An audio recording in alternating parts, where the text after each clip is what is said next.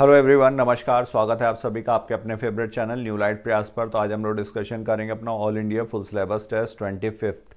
आई hope आप सबका test अच्छा हुआ होगा। आइए सेशन स्टार्ट करें। और ये सेशन है, इस मिशन के तहत अब पढ़ने का अधिकार सबको, डॉक्टर बनने का अधिकार भी सबको। मिशन है मैं mentor doctor SP Singh sir का, टीम न्यू लाइट का। तो आइए question number 91। Which of the following measures are useful for prevention and control of alcohol and drug abuse among adolescents? तो यहाँ पर दिया हुआ seeking professional and medical help, ये एकदम सही है। प्रोफेशनल हेल्प किसकी? साइकोलॉजिस्ट की, साइकेट्रिस्ट की, जो मनोवैज्ञानिक हैं। इसके अलावा de addiction centre, rehabilitation programmes,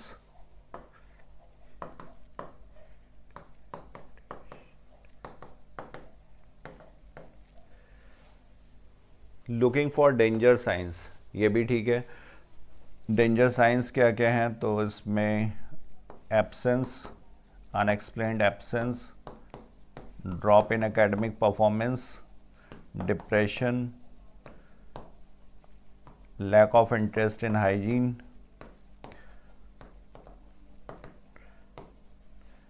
reckless behavior, ये सारे danger signs. Seeking help from parents and peers, ये भी ठीक है। पीयर्स क्या होते हैं? तो पीयर्स जो सेम स्टेटस, एबिलिटी और एज ग्रुप, वो पर्सन्स जो होंगे वो पीयर्स कहलाते हैं। तो ये सारे यहाँ पर करेक्ट दिए हुए हैं। 91 का करेक्ट आंसर होगा 4th पेज नंबर है इसका NCERT 2 145 टू 147, जहाँ से ये फ्रेम किया गया है। Now next question, select the correct match. Bombyx, Bombyx क्या है? सिल्क वर्म, ये इकोनॉमिकली इंपॉर्टेंट इंसेक्ट है। क्यूलेक्स, क्यूलेक्स ये वेक्टर इंसेक्ट, और ये मॉस्किटो वेक्टर, और ये किसके लिए है? तो ये है फाइलेरियासिस डिजीज में। ब्यूचरेरिया बैंक्रॉफ्टी, ब्यूचरेरिया मेलेई। लिम्यूलस, ये किंग क्रैब, ये लिविंग फॉसिल।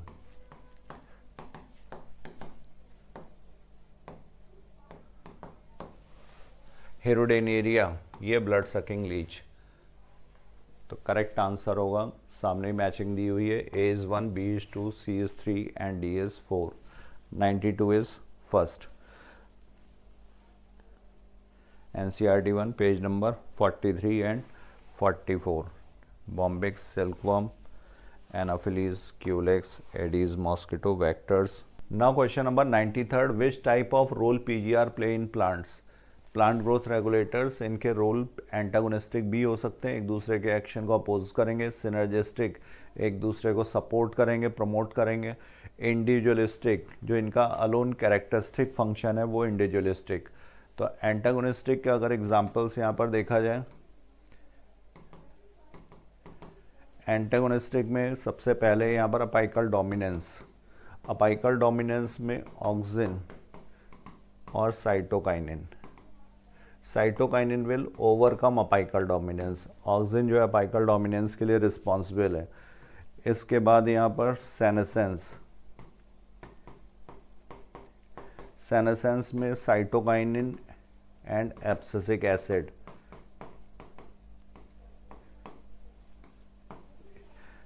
इसके अलावा डॉर्मेंसी,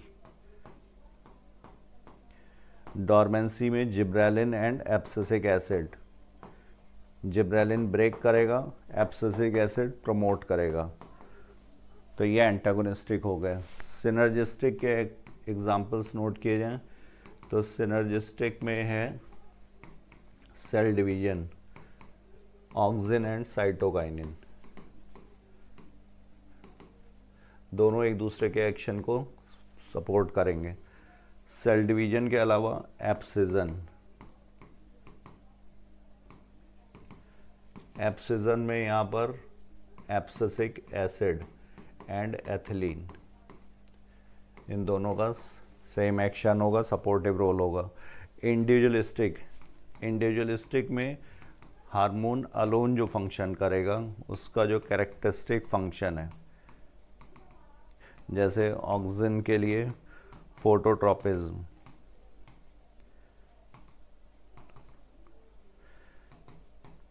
तो यहाँ पर एंटागोनिस्टिक भी है, सिनर्जिस्टिक भी है, इंडिविजुअलिस्टिक एक्शंस भी हैं। करेक्ट आंसर हुआ 93rd का 4। Now we move to next question, page number है ये 178। Now question number 94, given below are two statement, many membrane bound minute vesicles called microbodies that contain various enzymes are present in both plant and animal cells। तो microbodies ये single membrane bound structures हैं, vesicular structure. इनके example हैं peroxisome and ग्लाइऑक्सिसोम।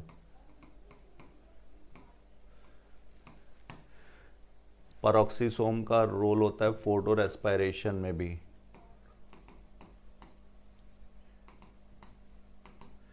वैसे ये दोनों oxidation reactions में involve होते हैं।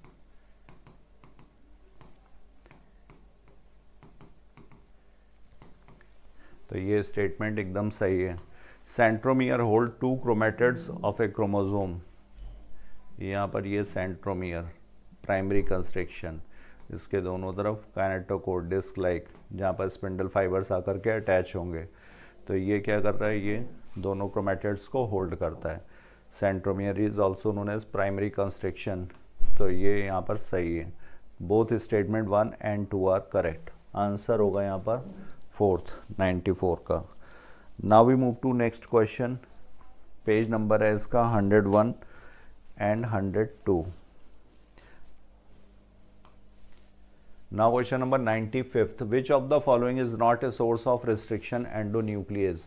Restriction endonuclease जो restriction modification system का एंजाइम है, बैक्टीरियोफेज से प्रोटेक्शन के लिए है, बैक्टीरिया में प्रेजेंट होता है, मोस्टली में प्रेजेंट है, और प्रोकैरियोट्स में। तो हीमोफिलस इन्फ्लुएंजी जैसे हिन D2 जो पहला था वो यहीं से, हीमोफिलस इन्फ्लुएंजी, ई कोलाई तो इको R1,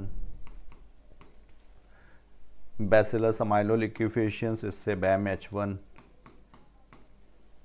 एंट अमीबा कोलाई ये यूकैरियोट है, तो यहाँ पर नहीं होगा,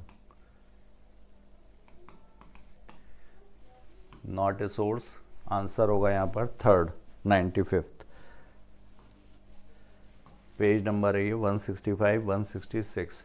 now question number 96, select the incorrect match. यहाँ पर इनकरेक्ट मैच बताना है। Voila cleistogamous flowers which do not open at all, जिनमें ब्लूमिंग नहीं होगी।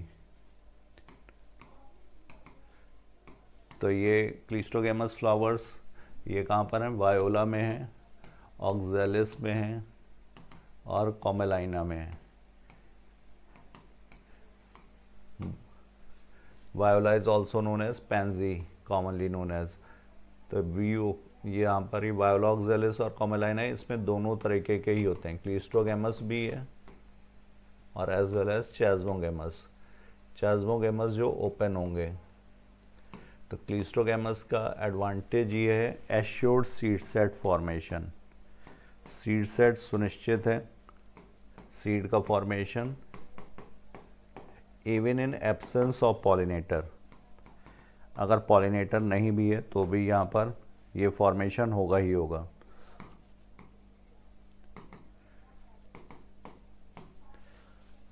कॉमेलाइना तो क्लिस्टोगेमस, वायोला, ऑक्जेलिस इनमें दोनों में ही प्रोड्यूस ओनली क्लिस्टोगेमस, ये गलत। ऑक्जेलिस चैज्मोगेमस फ्लावर जो ब्लूमिंग होगी, जीटोनोगेमी जेनेटिकली ऑटोगेमी, ठीक है। सेम प्लांट फ्लावर डिफरेंट, यहाँ से अगर पॉलिन निकल के इस फ्लावर पे पहुँचेगा तो इसको बोला जाएगा जीटोनोगेमी। और ये क्या है, ये जेनेटिकली ऑटोगेमी हुई क्योंकि सेम प्लांट पर है तो जीनोटाइप दोनों का सेम होगा। तो ये भी सही था, ये भी सही था। आंसर होगा इनकरेक्ट मैच यहाँ पर second. Now we move to next question. Question number, page number था इसका 12।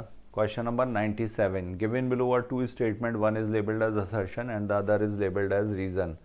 Assertion: all reproductive tract infection are STDs, but all STDs are not RTIs. तो ये सही है। All reproductive tract infections are STDs, sexually transmitted disease. Sexually transmitted infections जो sexual act की वजह से ट्रांसफ़र होंगे, तो रिप्रोडक्टिव ट्रैक्ट इन्फेक्शन एसटीडी है। But all STDs are not RTIs, but सारे एसटीडी जो हैं सेक्सुअली ट्रांसमिट होते हैं वो आरटीआई नहीं है। इसका मतलब ये सिर्फ और सिर्फ रिप्रोडक्टिव ऑर्गन तक ही सीमित नहीं है, प्राइमरली इसमें रिप्रोडक्टिव ऑर्गन अफेक्ट नहीं होगा। तो ये स्टेटमेंट सही है। Among the common STIs gonorrhoea, syphilis, genital herpes, chlamydiasis, hepatitis B, AIDS etcetera. Hepatitis B and AIDS are not infections of the reproductive organs. तो ये सही है। यहाँ पर ये प्राइमरली रिप्रोडक्टिव ऑर्गन्स को अफेक्ट नहीं करते। हेपेटाइटिस बी में जो प्राइमरी ऑर्गन अफेक्ट होगा वो लिवर में फेलियर होगा। एड्स, इसमें ओवरऑल इम्यूनिटी जो होती है वो अफेक्टेड होगी। CD4 count, helper T cells जो होती हैं इनका नंबर कम होता है। एड्स लेवल करने के लिए ये नंबर लेस देन 200 पर क्यूबिक mm ऑफ ब्लड ये होना चाहिए। तो यहाँ पर जब हेल्पर टी सेल्स अफेक्टेड होंगी तो ये हेल्प करती हैं बी लिम्फोसाइट्स को एंटीबॉडी प्रोडक्शन में भी, जिसकी वजह से ओवरऑल इम्यूनिटी अफेक्टेड होती है। तो एड्स में मेनली इम्यूनिटी की वजह से जनरल बॉडी जो होगी वो अफेक्ट होगी, और हेपेटाइटिस बी में मेनली लिवर। तो यहाँ पर रिप्रोडक्टिव ऑर्गन प्राइमरली इन्वॉल्व नहीं है। तो ये रीज़न भी सही दिया हुआ है और असर्शन भी सही था, और रीज़न इसका करेक्ट एक्सप्लेनेशन भी है। तो करेक्ट आंसर होगा fourth, 97। Now we move to next. Page number इसका NCERT 2 एग्जाम्पलर से ये फ्रेम किया गया है। Now question number 98, select the incorrect statement for ovary. Ovary is composed of ovarian follicles and stromal tissue. तो ovarian follicles, follicle का development, यहाँ पर ये ovary, तो इसमें ये cortical stroma, बाहर की तरफ ये medullary। तो जो follicle का development है, primary follicle, secondary follicle, tertiary follicle, ये cortical stroma में होता है। तो ovary is composed of ovarian follicles and stromal tissue, सही है। Ovary is the primary female sex organ, ये भी सही है। यहाँ पर गैमीट्स प्रोड्यूस होते हैं इसलिए प्राइमरी प्लस सेक्स हार्मोन्स भी। Ovary produces two main hormones, oestrogen and androgens, ये गलत है। यहाँ पर जो मेन हार्मोन्स हैं वो ईस्ट्रोजन, प्रोजेस्ट्रॉन, इनिबिन, और लेटर फेज ऑफ प्रेगनेंसी में रिलैक्सिन। तो ये चार हार्मोन्स ये मेन। तो इन ह्यूमन फीमेल में pair of ovaries located in the abdomen, ये भी ठीक है। इनकरेक्ट पूछा गया है, तो 98 का आंसर होगा third. Now we move to next question. Question number 99, page number ये 246 247। Select the incorrect match. Earthworm farmers friend, ठीक है, अर्थवर्म फार्मर्स फ्रेंड हैं क्योंकि ये बरोइंग करते हैं, पोरस बनाएंगे उसको, एयर पहुंचेगी सॉइल में, प्लस उसमें जो कास्टिंग्स रिलीज होती हैं जिसकी वजह से फर्टिलिटी भी बढ़ेगी। अर्थवर्म डेट्रिटिवोर्स, ये फ्रेगमेंटेशन कॉज करते हैं, डिकम्पोजिशन में डेट्रिटस पे एक्ट करते हैं, तो डेट्रिटिवोर्स हैं, ठीक है। बैक्टीरिया कैटाबॉलिज्म में, तो डेट्रिटस में जो कॉम्प्लेक्स ऑर्गेनिक मॉलिक्यूल्स हैं उनको ये सिंपल इनऑर्गेनिक सब्सटेंसेस में कन्वर्ट करते हैं। इसमें बैक्टीरियल और फंगल एंजाइम्स दोनों का रोल है, और एक्स्ट्रा सेलुलर डिकम्पोजिशन होगा ये। एक्शन होगा एंजाइम्स का,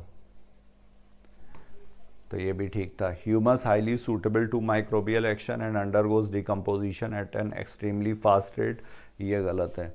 यहाँ पर डिकम्पोजिशन एक्सट्रीमली स्लो रेट पर होता है, ये सूटेबल टू माइक्रोबियल एक्शन गलत है, not suitable.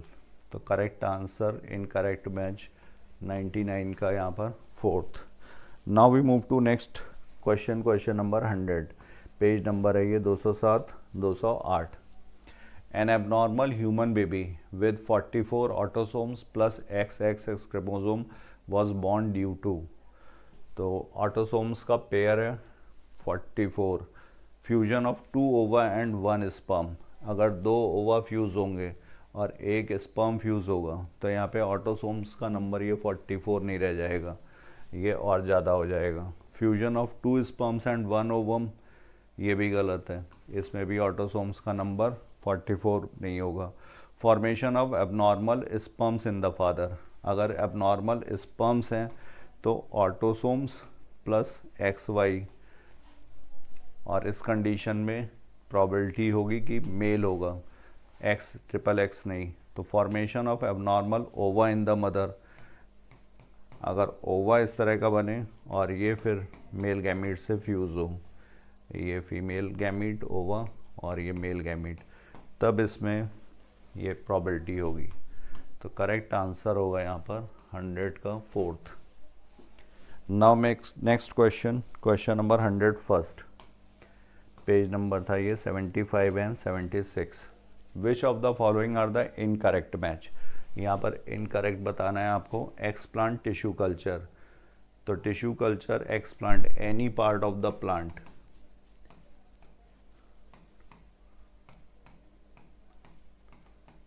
That is used in tissue culture, उसको एक्सप्लांट बोलते हैं।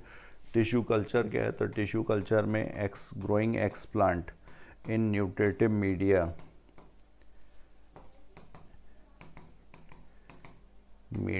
इन एसेप्टिक कंडीशन, तो इसको बोलते हैं tissue culture.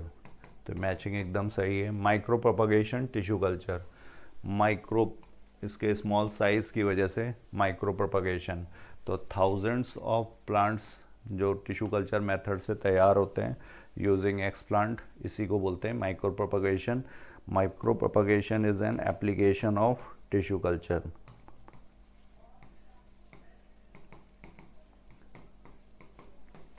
Application of tissue culture, ये भी ठीक था। सोमा क्लोन्स, जो इस मेथड से जो प्लांट्स तैयार होंगे ये जेनेटिकली आइडेंटिकल होंगे, तो इसलिए इनको सोमा क्लोन्स, क्योंकि सोमा मीन्स बॉडी, प्लांट की सेल बॉडी से तैयार हो रहा है। तो GMO only bacteria and fungi, ये गलत है। Genetically modified organism, genetically modified कौन से, जिनका जीनोम ऑल्टर्ड है, विद ऑल्टर्ड जीनोम, तो ये बैक्टीरिया और फंजाई नहीं, कोई भी ऑर्गेनिज्म जिसका जेनेटिक मॉडिफिकेशन हुआ हो जीनोम का, तो वो GMO होगा। इनकरेक्ट यहाँ पर हो जाएगा fourth, 101। Now next question, question number 102, page number है ये 178 179। 102, given below are two statements, binding of oxygen with haemoglobin is primarily related to partial pressure of oxygen, तो ये ठीक है। परसेंटेज सैचुरेशन इधर लिया जाता है वाई एक्सेस पर, यहाँ पर पार्शियल प्रेशर ऑफ ऑक्सीजन, और ये शेप आता है सिग्मॉइड शेप, तो ये प्राइमरली रिलेटेड है partial pressure of oxygen. Linear curve is obtained when percentage saturation, तो ये लिनियर कर्व नहीं, ये सिग्मॉइड शेप है। तो statement 1 is correct but statement 2 is incorrect. Correct answer होगा 102 का second. Now we move to next question, question number 103, page number है ये NCERT 1 189। 103, in photosystem 2 the reaction centre, तो reaction centre यहाँ पर chlorophyll a का molecule होता है जो मैक्सिमम पीक 680 नैनोमीटर की वेवलेंथ को एब्जॉर्व करेगा। इसके बाद ये पहुँचेगा प्राइमरी इलेक्ट्रॉन एक्सेप्टर, यहाँ पर प्राइमरी इलेक्ट्रॉन एक्सेप्टर होता है फियोफाइटिन, फियोफाइटिन से ये प्लास्टोक्विनोन के पास प्लास्टोक्विनोन से फिर ये साइटोक्रोम B6F के पास, फिर ये प्लास्टोसाइनिन से होता हुआ आता है फोटोसिस्टम 1। फोटोसिस्टम 1 में जो रिएक्शन सेंटर है ये भी क्लोरोफिल ए का बना हुआ है, लेकिन ये डिफरेंट क्लोरोफिल मॉलिक्यूल होगा। क्लोरोफिल ए ये 700 नैनोमीटर की वेवलेंथ को मैक्सिमम अब्जॉर्ब करेगा। यहाँ से फिर ये आयरन सल्फर से फिर फेराडॉक्सिन, और फेराडॉक्सिन से FNR फेराडॉक्सिन NADP रिडक्टेज के थ्रू ये पहुँचता है NADP प्लस के पास, और NADP प्लस इस इलेक्ट्रॉन के साथ प्लस H लेता है स्ट्रोमा से और कन्वर्ट होता है NADP 2H में, तो फाइनल प्रोडक्ट बनता है। और यहाँ पर पूछा गया था 680 नैनोमीटर की जो वेवलेंथ एब्जॉर्ब करेगा, तो ये कौन सा मॉलिक्यूल है? This is chlorophyll A. 103rd is first. Now page number 138। Now question number 104, which is involve in gel electrophoresis. Gel electrophoresis ये DNA के फ्रैगमेंट्स को सेपरेट करने के लिए मेथड।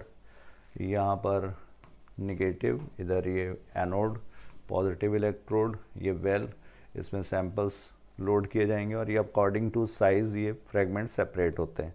जो सबसे छोटा है वो सबसे दूर तक जाता है, तो ये सीविंग इफेक्ट। और यहाँ पर जो मीडियम यूज़ किया जाता है एग्रोज जेल, यहाँ पर अल्ट्रा वायलेट लाइट में इन फ्रैगमेंट्स को देखा जाएगा using dye that is ethidium bromide. तो करेक्ट आंसर हुआ 104 का 4। Now we move to next question. Page number था ये 168। 105, in which organism transcription and translation takes place in the same compartment. तो ट्रांसक्रिप्शन क्या है? DNA से RNA का फॉर्मेशन, और फिर ट्रांसलेशन RNA से mRNA से प्रोटीन का फॉर्मेशन।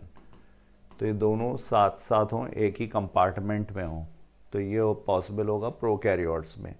प्रोकैरियोट्स में चूँकि न्यूक्लियर मेम्ब्रेन वगैरह एब्सेंट है, जब mRNA बन रहा होगा तभी यहाँ पर ट्रांसलेशन भी शुरू हो जाएगा। तो दोनों साथ साथ हो सकते हैं। स्ट्रेप्टोकोकस बैक्टीरिया यूग्लिना यूकैरियोट है, न्यूक्लियस प्रेजेंट होगा, mRNA बनता है, उसके बाद फिर वो ट्रांसपोर्ट होता है, साइटोप्लाज्म में आता है, तब ट्रांसलेशन होगा। तो इस वजह से यहाँ पर नहीं। ई कोलाई में भी होगा क्योंकि यहाँ भी न्यूक्लियर मेम्ब्रेन एब्सेंट है। डायरेक्ट ट्रांसक्रिप्शन से mRNA साइटोप्लाज्म में पहुँचेगा और वहाँ पर ट्रांसलेशन हो सकता है। न्यूमोकोकस ये भी बैक्टीरिया है। स्पायरोगायरा ये यूकैरियोट, तो यहाँ पर भी नहीं। तो takes place in the same A, C and D. 105 is first. Now question number 106. Page number ये NCERT 294. 106. The menstrual flow results due to breakdown of endometrial lining of the uterus and its blood vessels which form liquid that comes out through vagina. तो यहाँ पर menstrual flow menses ये first 5 days तक, और यहाँ पर endometrial जो lining होती है इसकी शेडिंग होती है। और ये होता क्यों है? तो इसमें प्रोजेस्ट्रॉन और ईस्ट्रोजन का लेवल जो होता है ये ड्रॉप हो जाता है। सिक्रीटरी फेज में ये हाई होगा, इसके बाद withdrawal of progesterone and oestrogen. तो ये ठीक है। During pregnancy all events of the menstrual cycle stop and there is no menstruation, ये भी ठीक है। तो statement 1 and 2 both are correct. Answer होगा यहाँ पर 106 का 4। Now we move to next question, question number 107। Page number है ये 34-35। Jawless fish probably evolved around 350 million years ago. तो ये फर्स्ट वर्टिब्रेट था। MYA पूछा हुआ है, मिलियन ईयर्स अगो।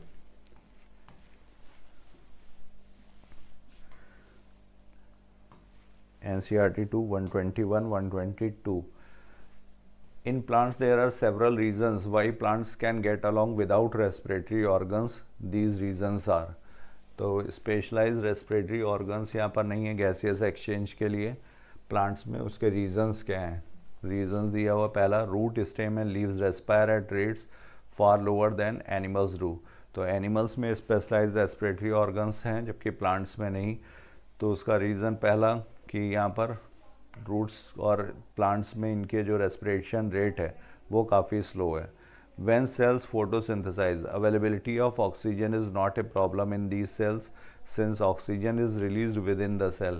तो जब सेल्स फोटोसिंथेसाइज करती हैं तो यहाँ पर सफिशिएंट ऑक्सीजन ऑलरेडी होगी क्योंकि ऑक्सीजन बाई प्रोडक्ट है फोटोसिंथेसिस का, तो ये रिलीज होगा, तो इस वजह से कोई प्रॉब्लम नहीं. The distance that gases must diffuse even in large bulky plants is not great. तो इसमें जो वुडी प्लांट्स हैं इनमें जो सेंट्रल पार्ट होता है ये डेड है, सिर्फ जो सुपरफिशियल है, और इसमें भी इंटरसेलुलर स्पेसेस वगैरह होते हैं. तो लिविंग टिश्यू मोस्टली सुपरफिशियल है और बीच में यहाँ पर इंटरसेलुलर स्पेसेस हैं जिसकी वजह से gases exchange is not a problem. तो ये भी ठीक है, करेक्ट आंसर होगा यहाँ पर fourth. 108. Now we move to next question 109. Select the incorrect match. तो ये टिप ऑफ नोज, ये कार्टिलेज दिया हुआ है, कार्टिलेज का डायग्राम, लैक्यूने में सेल्स हैं, कॉन्ड्रोसाइट्स, स्पेशल कनेक्टिव टिश्यू, ये भी ठीक है. बोन का डायग्राम है ये, bone is a type of specialized connective tissue. Intercellular material is solid and pliable and resist compression. तो कार्टिलेज के लिए ये बात सही है, इंटरसेलुलर मटेरियल यहाँ पर सॉलिड है और प्लाइबल है. प्लाइबल का मतलब फ्लेक्सिबल, इसीलिए इसमें बेंडिंग वगैरह पॉसिबल है, जैसे ईयर में, पिन्ना में जो है ये इलास्टिक कार्टिलेज.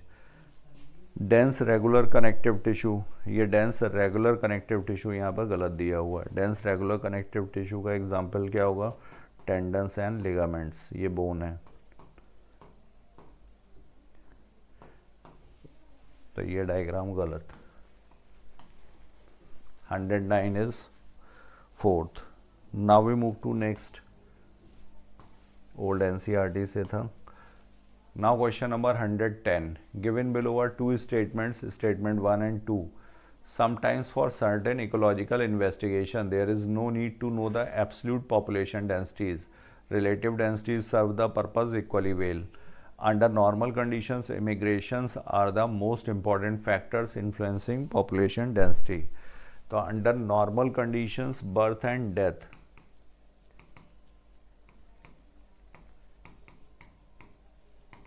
ये मोस्ट इम्पॉर्टेंट फैक्टर्स हैं, ना कि इमिग्रेशन. इमिग्रेशन का मतलब हुआ कि पॉपुलेशन में सेम स्पीसीज़ के इंडिविजुअल बाहर से कहीं आ रहे हों, कहीं से आ रहे हों, तो इसको इमिग्रेशन. और ये कब होगा, कब इम्पॉर्टेंट फैक्टर होगा? जब न्यूली कॉलोनाइज्ड हो कोई एरिया, नया कॉलोनाइजेशन हो रहा है, नई बस्ती बस रही है तब. तो ये यहाँ पर गलत. और sometimes for certain ecological investigation, तो ये ठीक है, यहाँ पर एब्सोल्यूट पॉपुलेशन डेंसिटी की ज़रूरत नहीं है. रिलेटिव डेंसिटी, जैसे फिश कॉट पर ट्रैप, यहाँ पर पूरे लेक के फिश काउंट करने की ज़रूरत नहीं है, एब्सोल्यूट नंबर जानने की ज़रूरत नहीं है. हालांकि एब्सोल्यूट नंबर ज़्यादा रिलायबल मेथड है, but fish caught per trap will serve the purpose equally well. तो यहाँ पर रिलेटिव डेंसिटी से भी काम चल जाएगा. करेक्ट आंसर हुआ, ये सही है, ये गलत है. Statement 1 is correct but statement 2 is incorrect. 110 is second. Now we move to next question number 111. Page number है ये 192 193.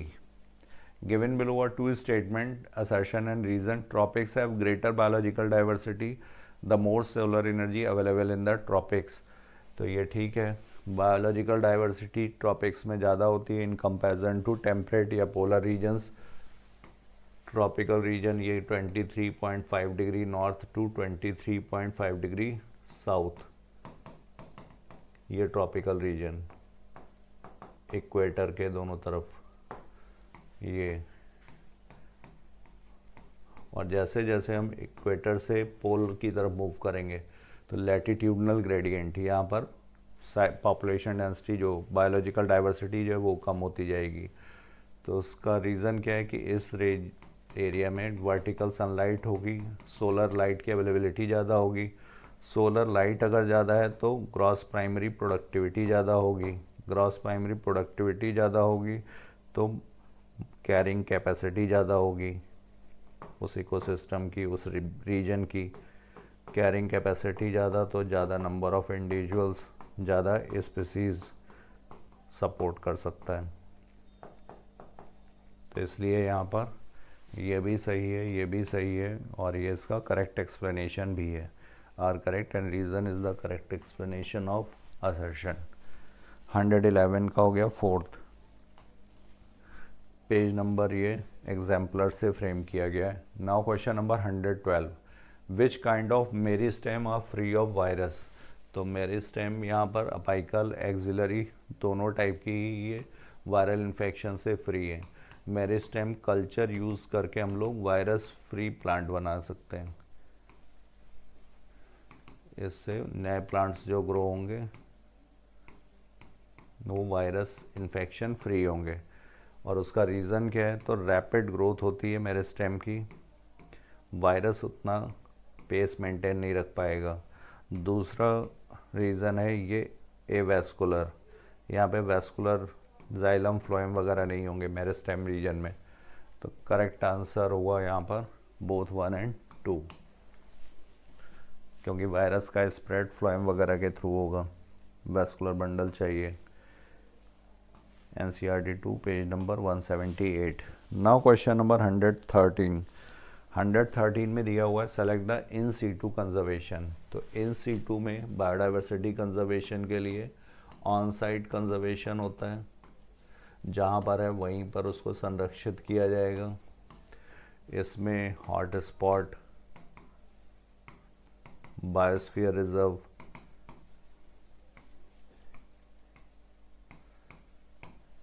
और वाइल्ड लाइफ सेंचुरीज,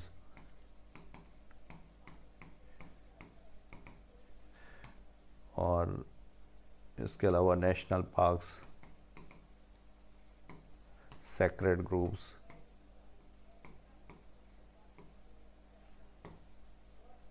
ये सारे।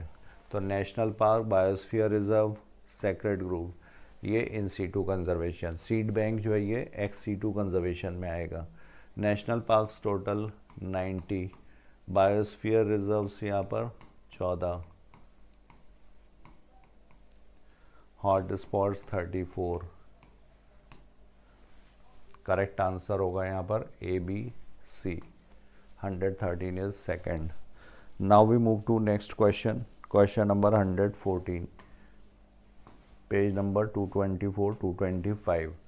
Select the incorrect statement for tracheid.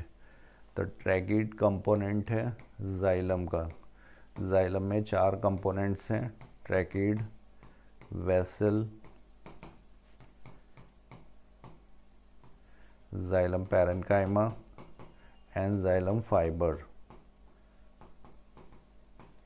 इसमें से ट्रैकिड्स जो है ये सभी वैस्कुलर प्लांट्स में प्रेजेंट हैं, चाहे वो टेरिडोफाइट्स हों, जिम्नोस्पर्म्स हों या फिर एंजियोस्पर्म्स हैं।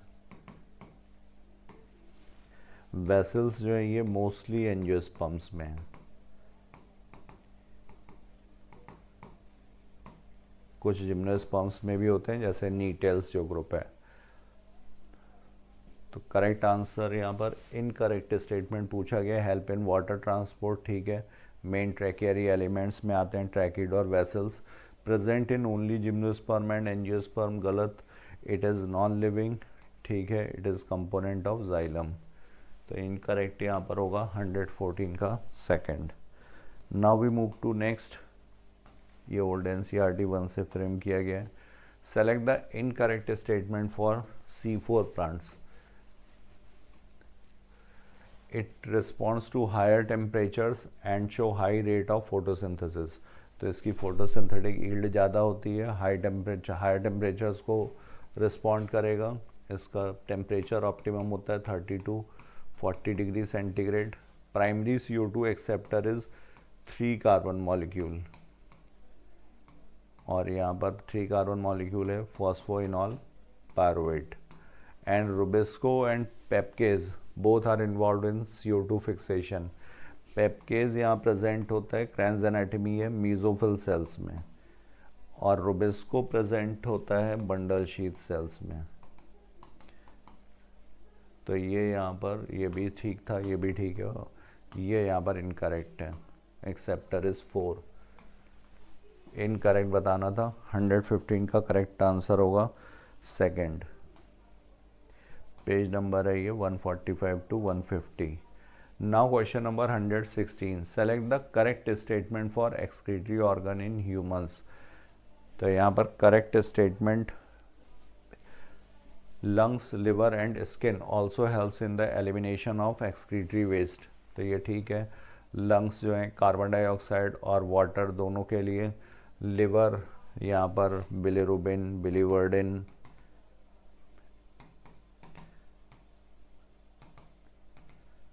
Cholesterol, vitamins, drugs, steroid hormones, degraded steroid hormones, इन सब के लिए, एक्सक्रीशन के लिए। स्किन में स्वेट और सेबेशियस ग्लैंड प्रेजेंट हैं। स्वेट ग्लैंड्स जो हैं water, NaCl, lactic acid, urea, इन सबको एक्सक्रीट करते हैं। तो sweat and sebaceous gland can eliminate certain substances through their secretions, ये भी ठीक है। और lungs remove large amounts of CO2, तो 200 ml पर मिनट। करेक्ट आंसर होगा यहाँ पर 116 का fourth. Now we move to next question, question number 117। और इससे पहले इसका पेज नंबर, तो पेज नंबर है ये 213। Now question number 117, select the incorrect statement for skeletal system of human. Incorrect statement, it is grouped into 2 principal division, axial and the appendicular skeleton. ठीक है। Appendicular skeleton में limbs और उनके girdles, upper limb, lower limb plus girdles, pectoral girdle, pelvic girdle. इसके अलावा जो central axis के along है वो axial skeleton, skull, ribs, vertebra, sternum.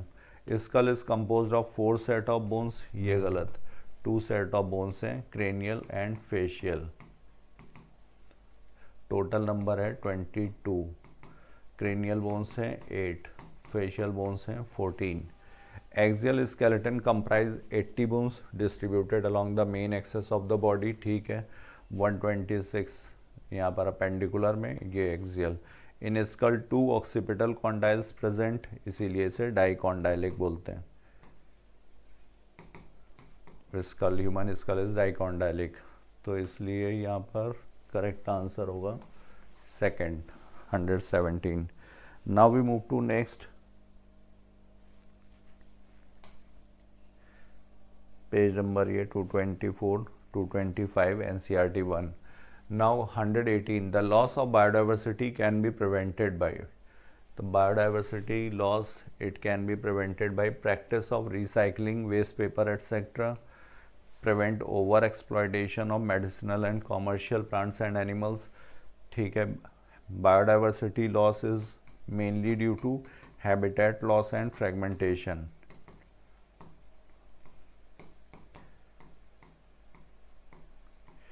Next है यहाँ पर ओवर एक्सप्लॉयटेशन, जो ये दिया हुआ है। और तीसरा है एलियन स्पीसीज इन्वेजन, और चौथा है को एक्सटिंक्शन।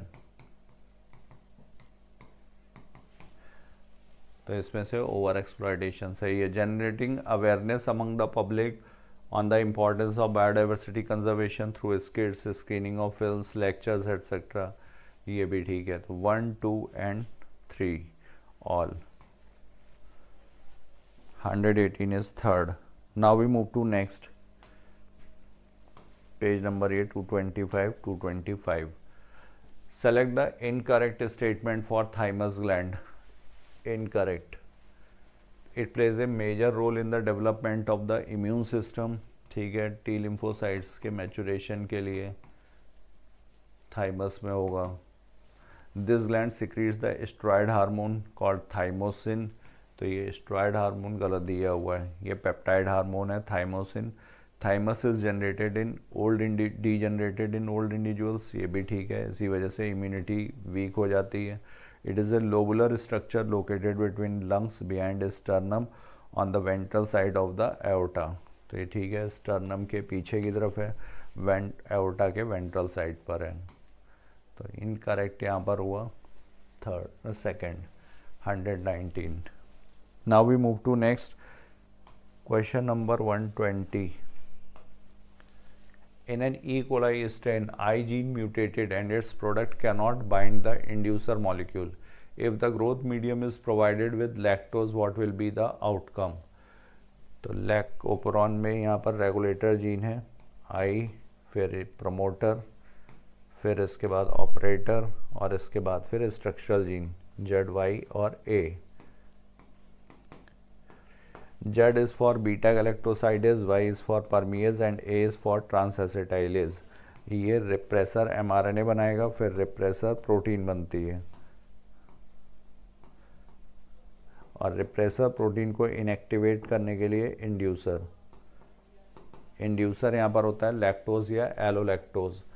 तो दिया हुआ है आई gene mutated and it's product cannot bind the inducer molecule. अब यहाँ पे इंड्यूसर अगर प्रेजेंट भी है, लैक्टोज अगर मीडियम में है भी, तो भी ये बाइंड नहीं कर सकती इससे, और जब ये इससे बाइंड नहीं करेगी तो ये फिर ऑपरेटर पे जा कर के बाइंड करेगी और इसको इनएक्टिवेट करेगी। आरएनए पॉलीमरेज जो है वो प्रमोटर पे नहीं पहुंच पाएगा, और आरएनए पॉलीमरेज अगर प्रमोटर पे आएगा नहीं तो फिर आगे का ट्रांसक्रिप्शन जो है ZYA का ये नहीं होगा, जिसकी वजह से ट्रांसलेशन रुक जाएगा। तो ZYA genes will be transcribed, गलत है। ZYA genes will not be translated, ये सही है। RNA polymerase will bind the promoter region, RNA polymerase will bind the promoter region, गलत। ये भी यहाँ पर बाइंड नहीं करेगा। Only Z gene will get transcribed, गलत। तो करेक्ट आंसर होगा 120 का सेकंड। पेज नंबर ये 100 and 101। Now next question. Given below are two statements. Greater the BOD of wastewater, more is its polluting potential. तो BOD क्या है? Biochemical oxygen demand.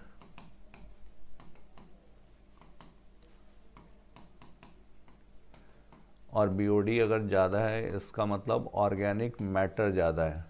BOD is directly proportional to organic matter and inversely proportional to dissolved oxygen। जितना BOD ज़्यादा, organic matter ज़्यादा, dissolved oxygen उतना ही कम। तो greater the BOD of waste water, more is its polluting potential, ठीक है। Lesser the BOD of waste water, less is its polluting potential, ये भी ठीक है। BOD है क्या? तो BOD 1 लीटर वाटर में जितना भी ऑर्गेनिक मैटर है उसको डिकम्पोज करने के लिए जो ऑक्सीजन की रिक्वायरमेंट है, दैट इज़ BOD। तो both statement 1 and 2 are correct. 121 is fourth. Now we move to next question, question number 122. Now question number 122. Given below are two statements, one is labeled as assertion and the other is labeled as reason. The barnacle growing on the back of whale are example of commensalism. Commensalism जो होता है plus zero type का interaction है, एक का फ़ायदा दूसरे का ना फ़ायदा ना नुकसान। बार्निकल्स क्या है? दीज आर क्रस्टेशियंस, ससाइल होते हैं और ये ग्रो करते हैं बैक ऑफ द वेल, ठीक है। Barnacle harm the well and also reduce, तो ये माइनस हो जाता अगर इसको हार्म हो रहा है, तो प्लस जीरो टाइप का इंट्रैक्शन है ये। तो असर्शन करेक्ट है but reason is not correct. 122 is second. Now we move to next, page number था इसका 201। Select the correct statement for human brain. Human brain यहाँ पे corpus callosum is present, cerebral hemisphere ये characteristic है mammalian brain का। Corpus callosum इन दोनों को कनेक्ट करेगा, ये वाइट फाइबर्स होंगे, tract of white fibres, myelinated fibres हैं इसका मतलब ये, और ये कनेक्ट करता है दोनों सेरेब्रल हेमिस्फीयर्स को। कैरेक्टरिस्टिक है ये मैमेलियन ब्रेन का, तो ठीक है। Brain can be divided into 3 major parts, forebrain, midbrain, hindbrain, ठीक है। Hindbrain comprises pons, cerebellum and medulla oblongata, ये भी ठीक है। Association areas and limbic system are included in forebrain, तो association area which are neither purely sensory nor motor, और association area ये memory से रिलेटेड है, और इंटरसेंसरी एसोसिएशन और communication. And limbic system amygdala, hippocampus और hypothalamus, ये सब मिलकर के लिम्बिक सिस्टम। तो ये सब 4 ब्रेन के ही पार्ट हैं, तो ये भी सही है। A B C D all are correct. 123rd is 4. Now we move to next question. Question number 124. Page number है ये 235 236. Select the correct statement. P square plus 2PQ plus Q square is binomial expansion of, तो यहाँ पर P square plus Q square whole square गलत है, P plus Q का whole square. The first mammals were like shrews, ये ठीक है, छछूंदर जैसे थे। The cranial capacity of homo erectus is lesser than homo habilis, cranial capacity of homo erectus is lesser than homo habilis गलत है ये। होमो इरेक्टस में 900 सीसी और होमो हैबिलिस में 650 से 800, 650 to 800 cc. Tyrannosaurus rex was about 20 feet in height, ये भी गलत। तो यहाँ पर करेक्ट आंसर क्या हुआ? Second, 124। Now we move to next.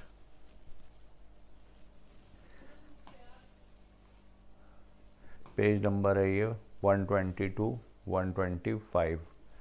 टायरानोसॉर्स rex 20 feet in height. Which of the following are important for healthy ecosystem, तो हेल्दी इकोसिस्टम के लिए प्रोड्यूसर्स ये सनलाइट को ट्रैप करते हैं, हर्बीवोर्स इसको ट्रांसफ़र करेंगे, कार्निवोर्स ये भी ज़रूरी है, डिकम्पोजर्स इसकी रिसाइकलिंग करेंगे, तो इन सभी का रोल है। करेक्ट आंसर होगा यहाँ पे 125 का fourth.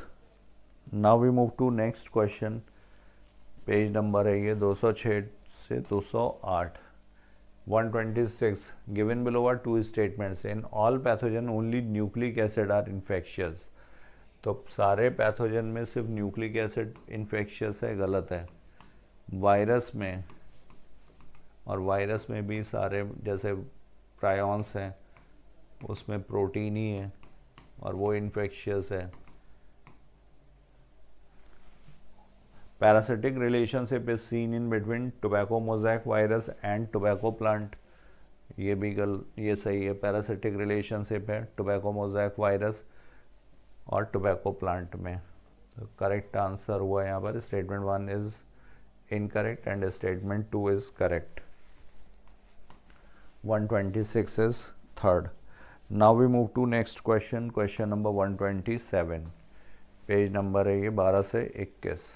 Now question number 127. Select the correct sequence of life events of gymnosperm. Microsporogenesis, ठीक है, तो माइक्रोस्पोरोजेनेसिस यहाँ सबसे पहले माइक्रोस्पोर का फॉर्मेशन, माइक्रोस्पोर मदर सेल से माइक्रोस्पोर फॉर्मेशन इज माइक्रोस्पोरोजेनेसिस। ये माइक्रोस्पोर फिर चेंज होगा पॉलन ग्रेन में, इसका ट्रांसफ़र ये कहलाएगा पॉलिनेशन। पॉलन ट्यूब का फॉर्मेशन होता है, साइफोनोगेमी होती है जिम्नोस्पर्म्स में, फर्टिलाइजेशन होगा। पॉलन ट्यूब क्यों फॉर्म होता है? क्योंकि मेल गैमीट यहाँ पर यूजुअली नॉन मोटाइल है।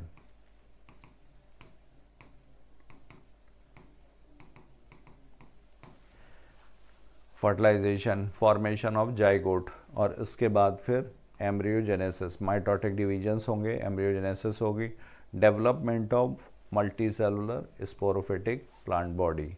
तो यहाँ पर सीक्वेंस दिया ही हुआ है ABCDEFG। 127 is second. Now we move to next 128. Page number है ये 32 and 33. Given below are two statements. Statement 1, mycorrhiza, ये फंगल एसोसिएशन,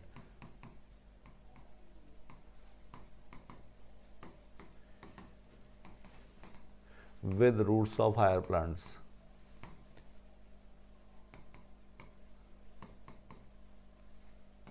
हायर प्लांट्स में यहाँ पर जिम्नोस्पर्म्स के भी मेंबर और एंजियोस्पर्म्स में भी, यूकेलिप्टस जैसे है। कोरोलॉइड रूट्स ये साइकस में प्रेजेंट हैं। Association between higher plants and chlorophyllous organism, तो साइकस की रूट का किसके साथ, एनाबेना नॉस्टॉक।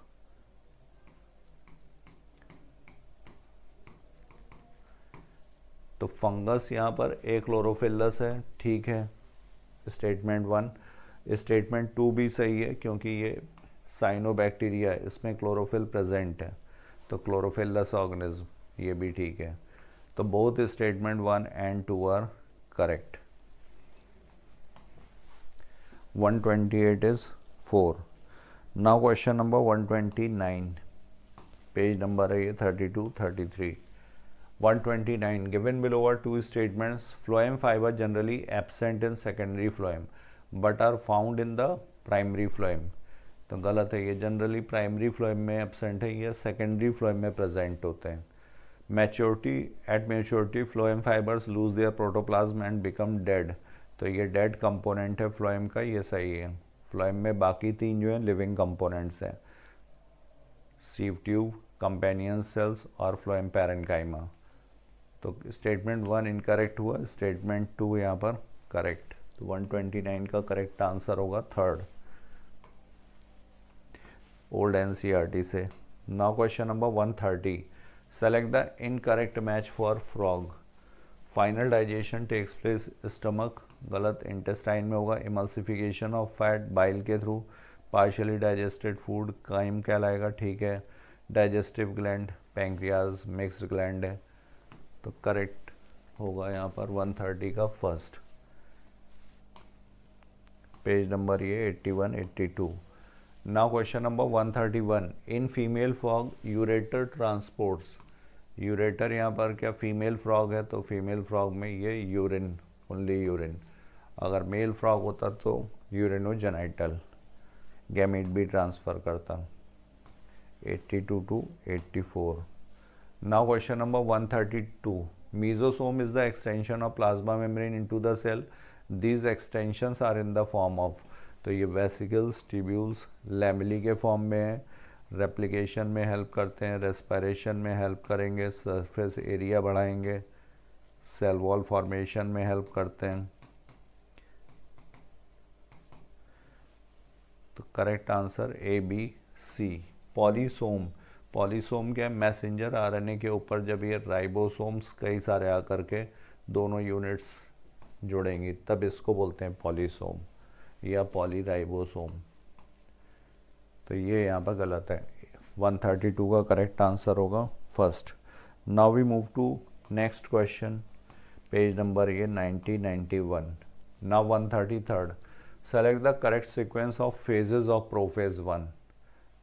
तो फेजेस लेप्टोटीन, फिर जाइगोटीन, पेयरिंग होगी, जाइगोटीन के बाद पैकेटीन, क्रॉसिंग ओवर के लिए, फिर diplotene, dissolution of synaptonemal complex और टर्मलाइजेशन ऑफ कायस्मेटा, ये डाइकाइनेसिस। तो यहाँ पर ई, फिर उसके बाद A. 133 is second. Now we move to next question, question number 134, page number इसका 126। Which phase corresponds to the interval between mitosis and initiation of DNA replication? Mitosis and, तो यहाँ पर जो phases हैं इंटरफेज और M phase.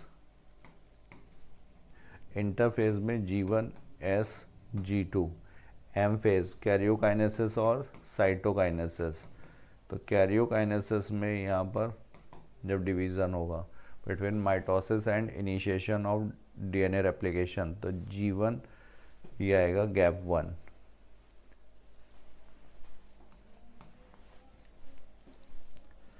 One 134 is second. Now we move to next question, question number 135। 121 page number से था। 135, given below are two statements, environmental signals such as light and gravity also affect certain phases or stages of growth. Plant growth and development is intimately linked to the water status of the plant. तो ये दोनों statement सही दिए हुए हैं। Environmental signal, light and gravity ये phases और stages of growth को अफेक्ट करेंगी और intimately link to the water status, कि मेटाबॉलिक रिएक्शंस जो होंगी वो वाटर पे डिपेंडेंट होंगी। करेक्ट आंसर होगा both statement 1 and 2 are correct. 135 is fourth. So I have covered my portion. Thank you all of you. Thank you so much. Now further discussion will be carried by my fellow partner Vikram sir. Thank you so much. Hello बच्चों, new light के YouTube channel पर आप सभी का स्वागत है प्यारे बच्चों। और मैं विक्रम चक्रवर्ती आज आपके समक्ष लेकर के हाजिर हुआ हूं यूट्यूब पर पेपर डिस्कशन का सेशन। और आज हम लोग का पेपर है all India full syllabus test का। ये 25वां टेस्ट था जो कि 28 दिसंबर 2025 को हमारी इंस्टीट्यूट की तरफ से ऑनलाइन ऑफलाइन मोड दोनों में हुआ था। और पेपर का भी ठीक था, आप सबने बढ़ चढ़ के हिस्सा लिया, इसके लिए आप सभी को धन्यवाद। सबसे पहले पेपर को डिस्कस करने वाले हमारे सीनियर साथी डॉक्टर शैलेंद्र सर को बहुत बहुत धन्यवाद देना चाहेंगे, जिन्होंने पेपर का बखूबी बहुत ही शानदार वेल एक्सप्लेन किया है। आई होप उनके बताए गए कॉन्सेप्ट्स, उनके बताए गए जो नज़रिया उन्होंने दिया, उससे आप लोग को बहुत ही ज़्यादा फायदा मिलेगा। और अब मैं क्वेश्चन नंबर 136 से 180 तक की जर्नी आपके साथ करने वाला हूं। तो सबसे पहला सवाल आपके सामने है the entire body of molecular biology. आप देखिए कि इस साल नीट में जब चैप्टर कोई शुरू होता है बच्चों, जब कोई चैप्टर शुरू होता है तो उसमें देखिए साइंटिस्ट की फोटो के पहले एक वो यूनिट स्टार्ट होता है, तो उसमें एक बना होता है एक्नॉलेजमेंट। तो वहां से एक क्वेश्चन था, जब आप principle of inheritance NCERT second का 6वां-7वां यूनिट शुरू करेंगे, प्रिंसिपल ऑफ इनहेरिटेंस वेरिएशन, तो देखिए उस पहले पन्ने पर ये साइंटिस्ट के बारे में लिखा है कि मॉलिक्यूलर बायोलॉजी की पूरी जो चीजें की गई हैं वो कुछ साइंटिस्टों के मेजर कंट्रीब्यूशन की वजह से था, जो कॉन्सिक्वेंट डेवलपमेंट हुआ है। उनमें वाटसन थे, क्रिक थे, लीएनबर्ग, खुराना, मोनॉट, कॉर्नबर्ग और ब्रेनर, इतने साइंटिस्टों ने प्रयास किया तो आपका मॉलिक्यूलर बायोलॉजी की पूरी बॉडी आपकी डेवलप हुई। तो ये सब के सब सही है। और आप ध्यान से उस पैरा को पढ़ेंगे तो आपको दिखाई पड़ेगा। देखिए ध्यान से, ये यहाँ लिखा है कि इंटायर बॉडी ऑफ दिस, ये यहाँ से, क्योंकि इस साल नीट में यहाँ से भी क्वेश्चन आया था। तो हम लोग का प्रयास है कि जितनी यूनिट दी हुई है, जितनी भी यूनिट, उसमें से आपको ये सवाल पूछ लिया जाए। और मैंने पूछ ही लिया। फिर देखिए heterozygous P plant with violet flowers was cross with homozygous P plant with white flower. कुछ नहीं सर, ये टेस्ट क्रॉस है। जैसे ही आपका हेट्रोजाइगस डोमिनेंट के साथ, हेट्रोजाइगस डोमिनेंट के साथ होमोजाइगस का करा दिया जाए क्रॉस, तो बच्चों आप समझ जाएं कि भैया ये टेस्ट क्रॉस है। और टेस्ट क्रॉस में क्या आता है सर? 50-50 का रेशियो आता है, इसमें कुछ सोचना ही नहीं है। ठीक, वैसे भी आप देख सकते हैं कि अगर मैं वायलेट फ्लावर की बात करूं, कैपिटल डब्ल्यू स्मॉल डब्ल्यू का क्रॉस इससे कराऊंगा, तो आप देख सकते हैं कि एक फ्लावर तो मेरा capital W small W, capital W small W और small W small W, small W, तो ये बनेगा 20-20 का। क्या आंसर है? 50-50। ये टेस्ट क्रॉस का एग्जाम्पल है। तो आपको कभी कभी क्रॉस करा के नहीं सॉल्व करना होता, आपको क्वेश्चन से ही निकल जाता है देख करके कि भाई हेट्रोजाइगस का क्रॉस करा रहे हैं किससे? होमोजाइगस से वाइट। हाँ, आपको ये पता होना चाहिए था कि वायलेट तो मेंडल के चार्ट में डोमिनेंट ट्रेट की लिस्ट में था। अगर ये नहीं याद था तो आपके लिए समस्या है। भाई ये तो आपको याद होना चाहिए ना कि ये चीज मेंडल की लिस्ट में कहाँ थी? डोमिनेंट की लिस्ट में थी।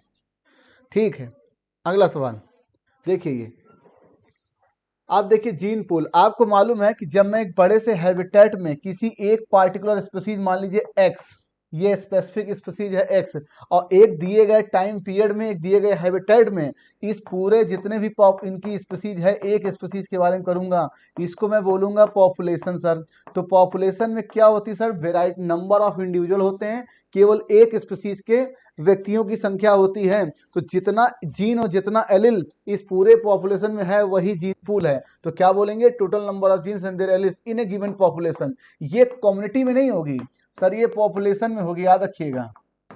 ये पॉपुलेशन में होगी जीन पूल, याद रखिएगा। फिर लिखा जेनेटिक ड्रिफ्ट। बताया गया था कभी कभी जीन माइग्रेशन, जीन फ्लो के अलावा एक ऐसी भी घटना घटती है नेचर में, जेनेटिक ड्रिफ्ट। होता क्या है कि कोई स्पीसीज किसी जगह से सडनली चली जाए और जहां जाए वहां का नेचर उसे फेवर कर जाए, वो इवॉल्व होकर के नई स्पीसीज बन जाए, और जो नई स्पीसीज बनी है उसको बोला गया फाउंडर इफेक्ट। इसको बोलते हैं नेचुरल सिलेक्शन बाई चांस। ठीक, तो क्या बोलेंगे? Genetic drift, change in gene frequency by chance होता है। ये स्मॉल आइसोलेटेड पॉपुलेशन में होता है। जीन फ्लो एक रेगुलर चीज है, transfer of genes into and out of population. कुछ लोग इस पॉपुलेशन में आएंगे, कुछ लोग यहाँ से जाएंगे। तो जो जाते हैं व्यक्ति वो जीन लेके जाते हैं, लगातार बार बार जाएंगे तो जीन फ्लो हो जाएगा, कभी कभार जाएगा तो जीन माइग्रेशन हो जाएगा। लेकिन पॉपुलेशन से जाना भी हो सकता है, पॉपुलेशन में आना भी हो सकता है। तो यहाँ गया सी। और जीन फ्रीक्वेंसी आपको पता है stable with in A gene population में क्यों आपने पढ़ा था p प्लस क्यू 1 और इसको आपने पढ़ा था p प्लस क्यू का होल स्क्वायर करते हैं तो 1 कहते हैं p q ये सब का पॉपुलेशन जनरेशन टू जनरेशन एक पॉपुलेशन में कांस्टेंट रहता है। यही आपका हार्डी विनबर्ग का इक्विलिब्रियम लॉ है। ठीक है, तो मुझे दिख रहा है a fourth, b second, c third, d first. क्या आंसर आ गया? सेकेंड। अब देखिए when gene targeting involving gene amplification attempted individual tissue disease. आप बताइए, मैं कह रहा हूं एक बीमारी है, डिजीज है, ठीक, मान लीजिए एक डिजीज है, इसे आपने किसी केमिकल तरीके से ट्रीट किया, इस बीमारी को ट्रीट किया, मान लीजिए उसका उपचार किया, तो इसको क्या बोलेंगे सर? इसको बोलेंगे कीमोथेरेपी। और मान लीजिए किसी फिजिकल मीन से किया, रेडिएशन के थ्रू किया, ठीक, तो बोलेंगे फिजियोथेरेपी। जैसे कि आप देखिए बहुत सारे फिजियोथेरेपी केस होते हैं जहां पर हाथों में, नसों में कुछ प्रॉब्लम होती है, तो फिजियोथेरेपी उसको फिजिकल मीन से ठीक कर देता है, एक्सरसाइज से ठीक कर देता है। ठीक है, और कैंसर का ट्रीटमेंट आपने कीमोथेरेपी, फिजियोथेरेपी पढ़ा होगा। अब दूसरा केस आता है, मैं कह रहा हूं कोई जीन फॉल्ट हो गई है, मतलब डिस्टर्ब हो गई है, फॉल्ट हो गई, और इसकी वजह से कोई बीमारी आ रही है, तो हम इस बीमारी को ट्रीट करने के लिए क्या करेंगे? इस जीन को ही हटा देंगे, रिप्लेस। याद करिए एडीए बनाने वाली जीन आपके 1990 में उस लड़की के अंदर जो 4 साल की थी उसके अंदर खराब थी, तो हमने एम्ब्रियोनिक कंडीशन में क्या किया? एम्ब्रियोनिक कंडीशन में उन बच्चों में इस जीन को डाल दिया, एडीए बनाने वाली, और जो मीजोडर्मल से ओरिजिन जितने आपके स्केलेटल सिस्टम थे, ब्लड वगैरह, वो इंप्रूव कर गए, तो इसको बोलेंगे जीन थेरेपी। आपने क्या किया? नॉर्मल हेल्दी जीन का लेकर के किसी इंडिविजुअल के अंदर बीमारी को ट्रीट किया है, इसको बोला जाएगा जीन थेरेपी। ये डायग्नोसिस नहीं है, डायग्नोसिस में बीमारी पता लगाते हैं, डिजीज को पता लगाते हैं या आइडेंटिफाई करते हैं। ठीक है, मॉलिकुलर डायग्नोसिस में याद रखिएगा, जैसे कि आपने पढ़ा होगा इलिसा वगैरह। ठीक है, तो डायग्नोसिस में क्या करते? बीमारी का पता लगाते हैं। यहाँ पर बीमारी को ट्रीट किया जा रहा है जीन की मदद से, फर्स्ट आंसर। फिर लिखा से द बायोपेस्टिसाइड, कुछ नहीं सर, जैसे आपने पढ़ा है केमिकल पेस्टिसाइड, तो केमिकल पेस्टिसाइड एक केमिकल होता है जो किसी पार्टिकुलर कोई इंसेक्ट या कोई पेस्ट है, कोई एनिमल है, एक पेस्ट है, उससे कोई केमिकल खत्म करता है। तो अगर मैं बोल रहा हूं सर बायोपेस्टिसाइड, मतलब कोई लिविंग बॉडी, कोई लिविंग किसी इंसेक्ट पेस्ट को खत्म कर रही है। जैसे कि देखिए बीटी टॉक्सिन एक्चुअल में एक लिविंग का प्रोडक्ट था, इसे आपने कॉटन प्लांट में इंट्रोड्यूस कर दिया, और जो एक्चुअल में इंसेक्ट आता था उससे वो खत्म हो गया। इसका मतलब बीटी टॉक्सिन जो है, या बीटी टॉक्सिन, ये एक प्रकार से बायोपेस्टिसाइड है। तो सर केमिकल नेचर तो ये है नहीं। More specific in action against the paste, बिल्कुल आपने पढ़ा था sir, cry first AC, cry second AB। ठीक है, ये किसके लिए थे? ये कॉटन बोल वर्म के लिए थे। इसका मतलब ये स्पेसिफिक हैं।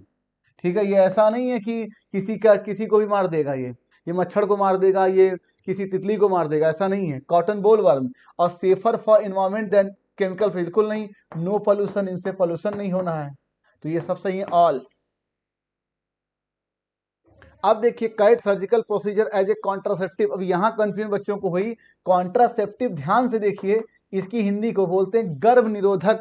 ऐसी कोई मेथड जो प्रेगनेंसी को अवॉइड करे, ना कि सेक्स को अवॉइड करे।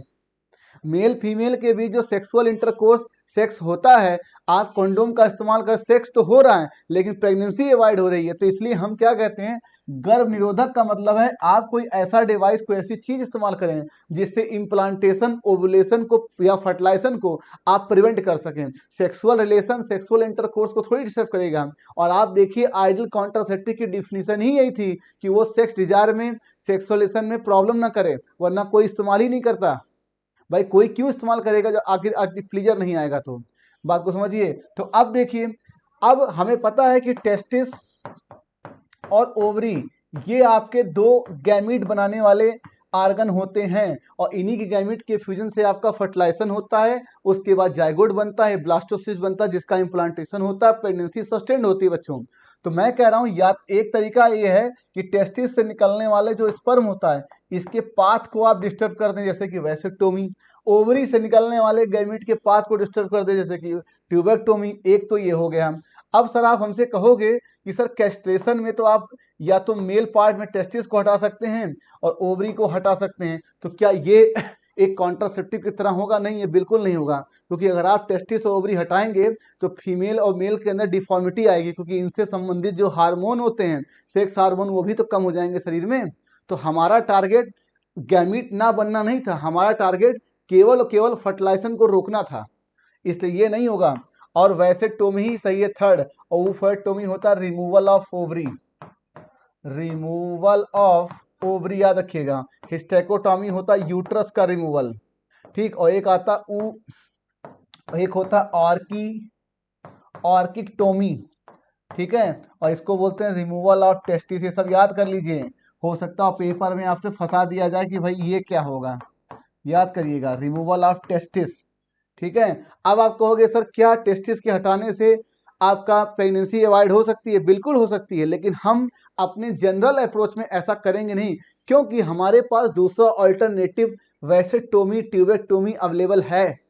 बात को समझिए, ये बात सही है कि भाई आपने रिमूवल ऑफ टेस्टिस कर दिया, रिमूवल ओवरी कर दिया, तो प्रेगनेंसी होने के चांसेस ही नहीं है। लेकिन हम ऐसा क्यों करेंगे? क्योंकि हम नेचर के अगेंस्ट जाएंगे ना। बात को समझिए, क्या आंसर आएगा? थर्ड, ये आप देख सकते हैं।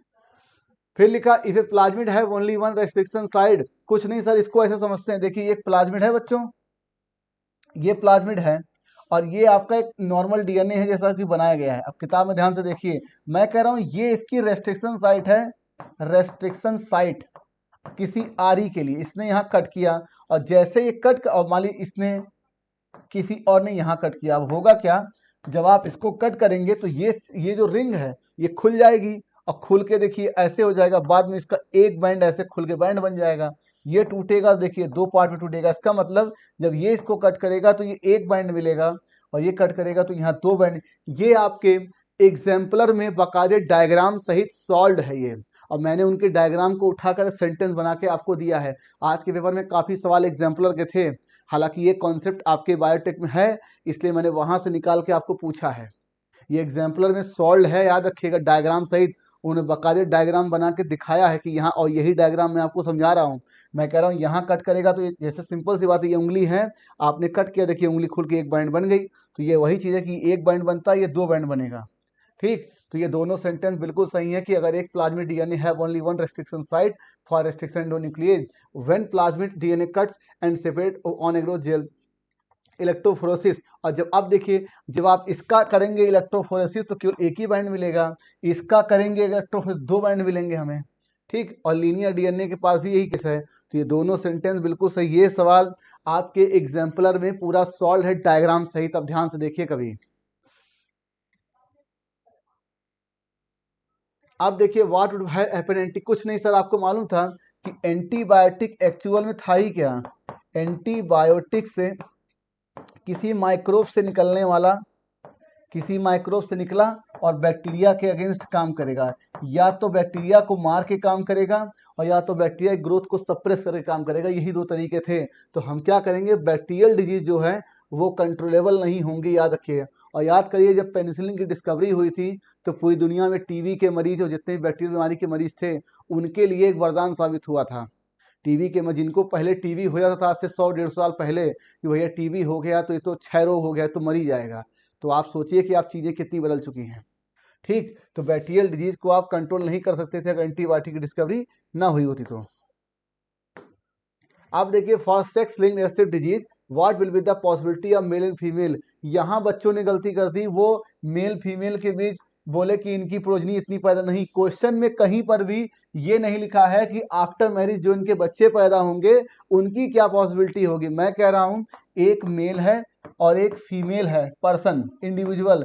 अगर कोई बीमारी मैं सेक्स लिंक्ड सपोज कर रहा हूँ, सेक्स लिंक्ड, और अगर वो रिसेसिव है तो पॉसिबिलिटी क्या हो सकती है? सिंपल है सर, ये XX और XY, ठीक है। XX हो गया और एक हो गया XX। यहाँ पे देखिए तीन पॉसिबिलिटी है सर, अगर सेक्स लिंक डोमिनेंट है तो। सिंपल है, देखिए मैं बना रहा हूँ, एक एलील यहाँ पर है और यहाँ दो एलील है, यहाँ एक एलील है, ठीक है,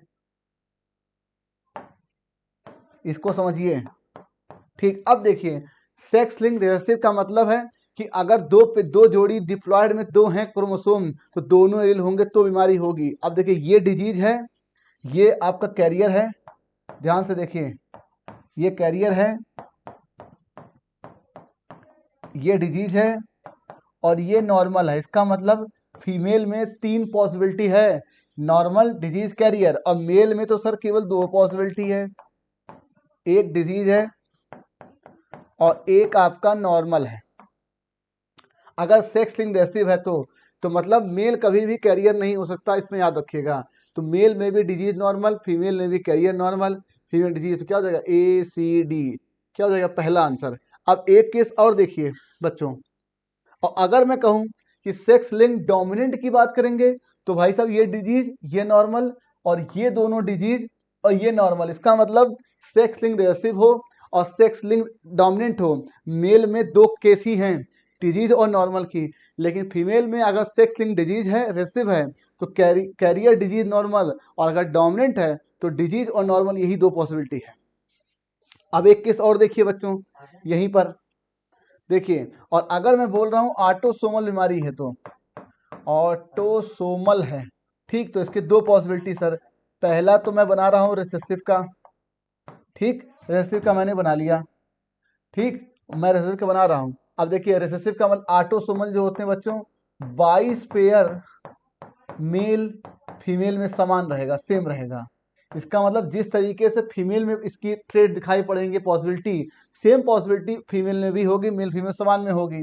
अब देखिए पहला, देखिए ऑटोसोम को मैं ए से बना रहा हूं, डिप्लॉयड में ए ए ए ए ए ए ए ए। अब ध्यान से देखिए बच्चों, ये आपका क्या बन गया सर, कैरियर, ये क्या बन गया, डिजीज, ये हो गया नॉर्मल। इसका मतलब अगर ऑटोसोमल रिसेसिव है तो मेल और फीमेल में 3 पॉसिबिलिटी है सर, कैरियर हो सकता है, डिजीज हो सकता है, नॉर्मल हो सकता है। और अगर मान लीजिए मैंने डोमिनेंट बना दिया तो डोमिनेंट अगर मान लिया तो क्या होगा, ये डिजीज होगा, ये नॉर्मल होगा। तो अब यहाँ से देखिए, अगर कोई बीमारी ऑटोसोमल डोमिनेंट है तो मेल और फीमेल में सिर्फ 2 पॉसिबिलिटी है, ये डिजीज है, ये नॉर्मल है। और अगर कोई बीमारी ऑटोसोमल रिसेसिव है तो कैरियर, डिजीज, नॉर्मल, ये 3 पॉसिबिलिटी है। ये बात याद रखिएगा। आगे बढ़ते हैं।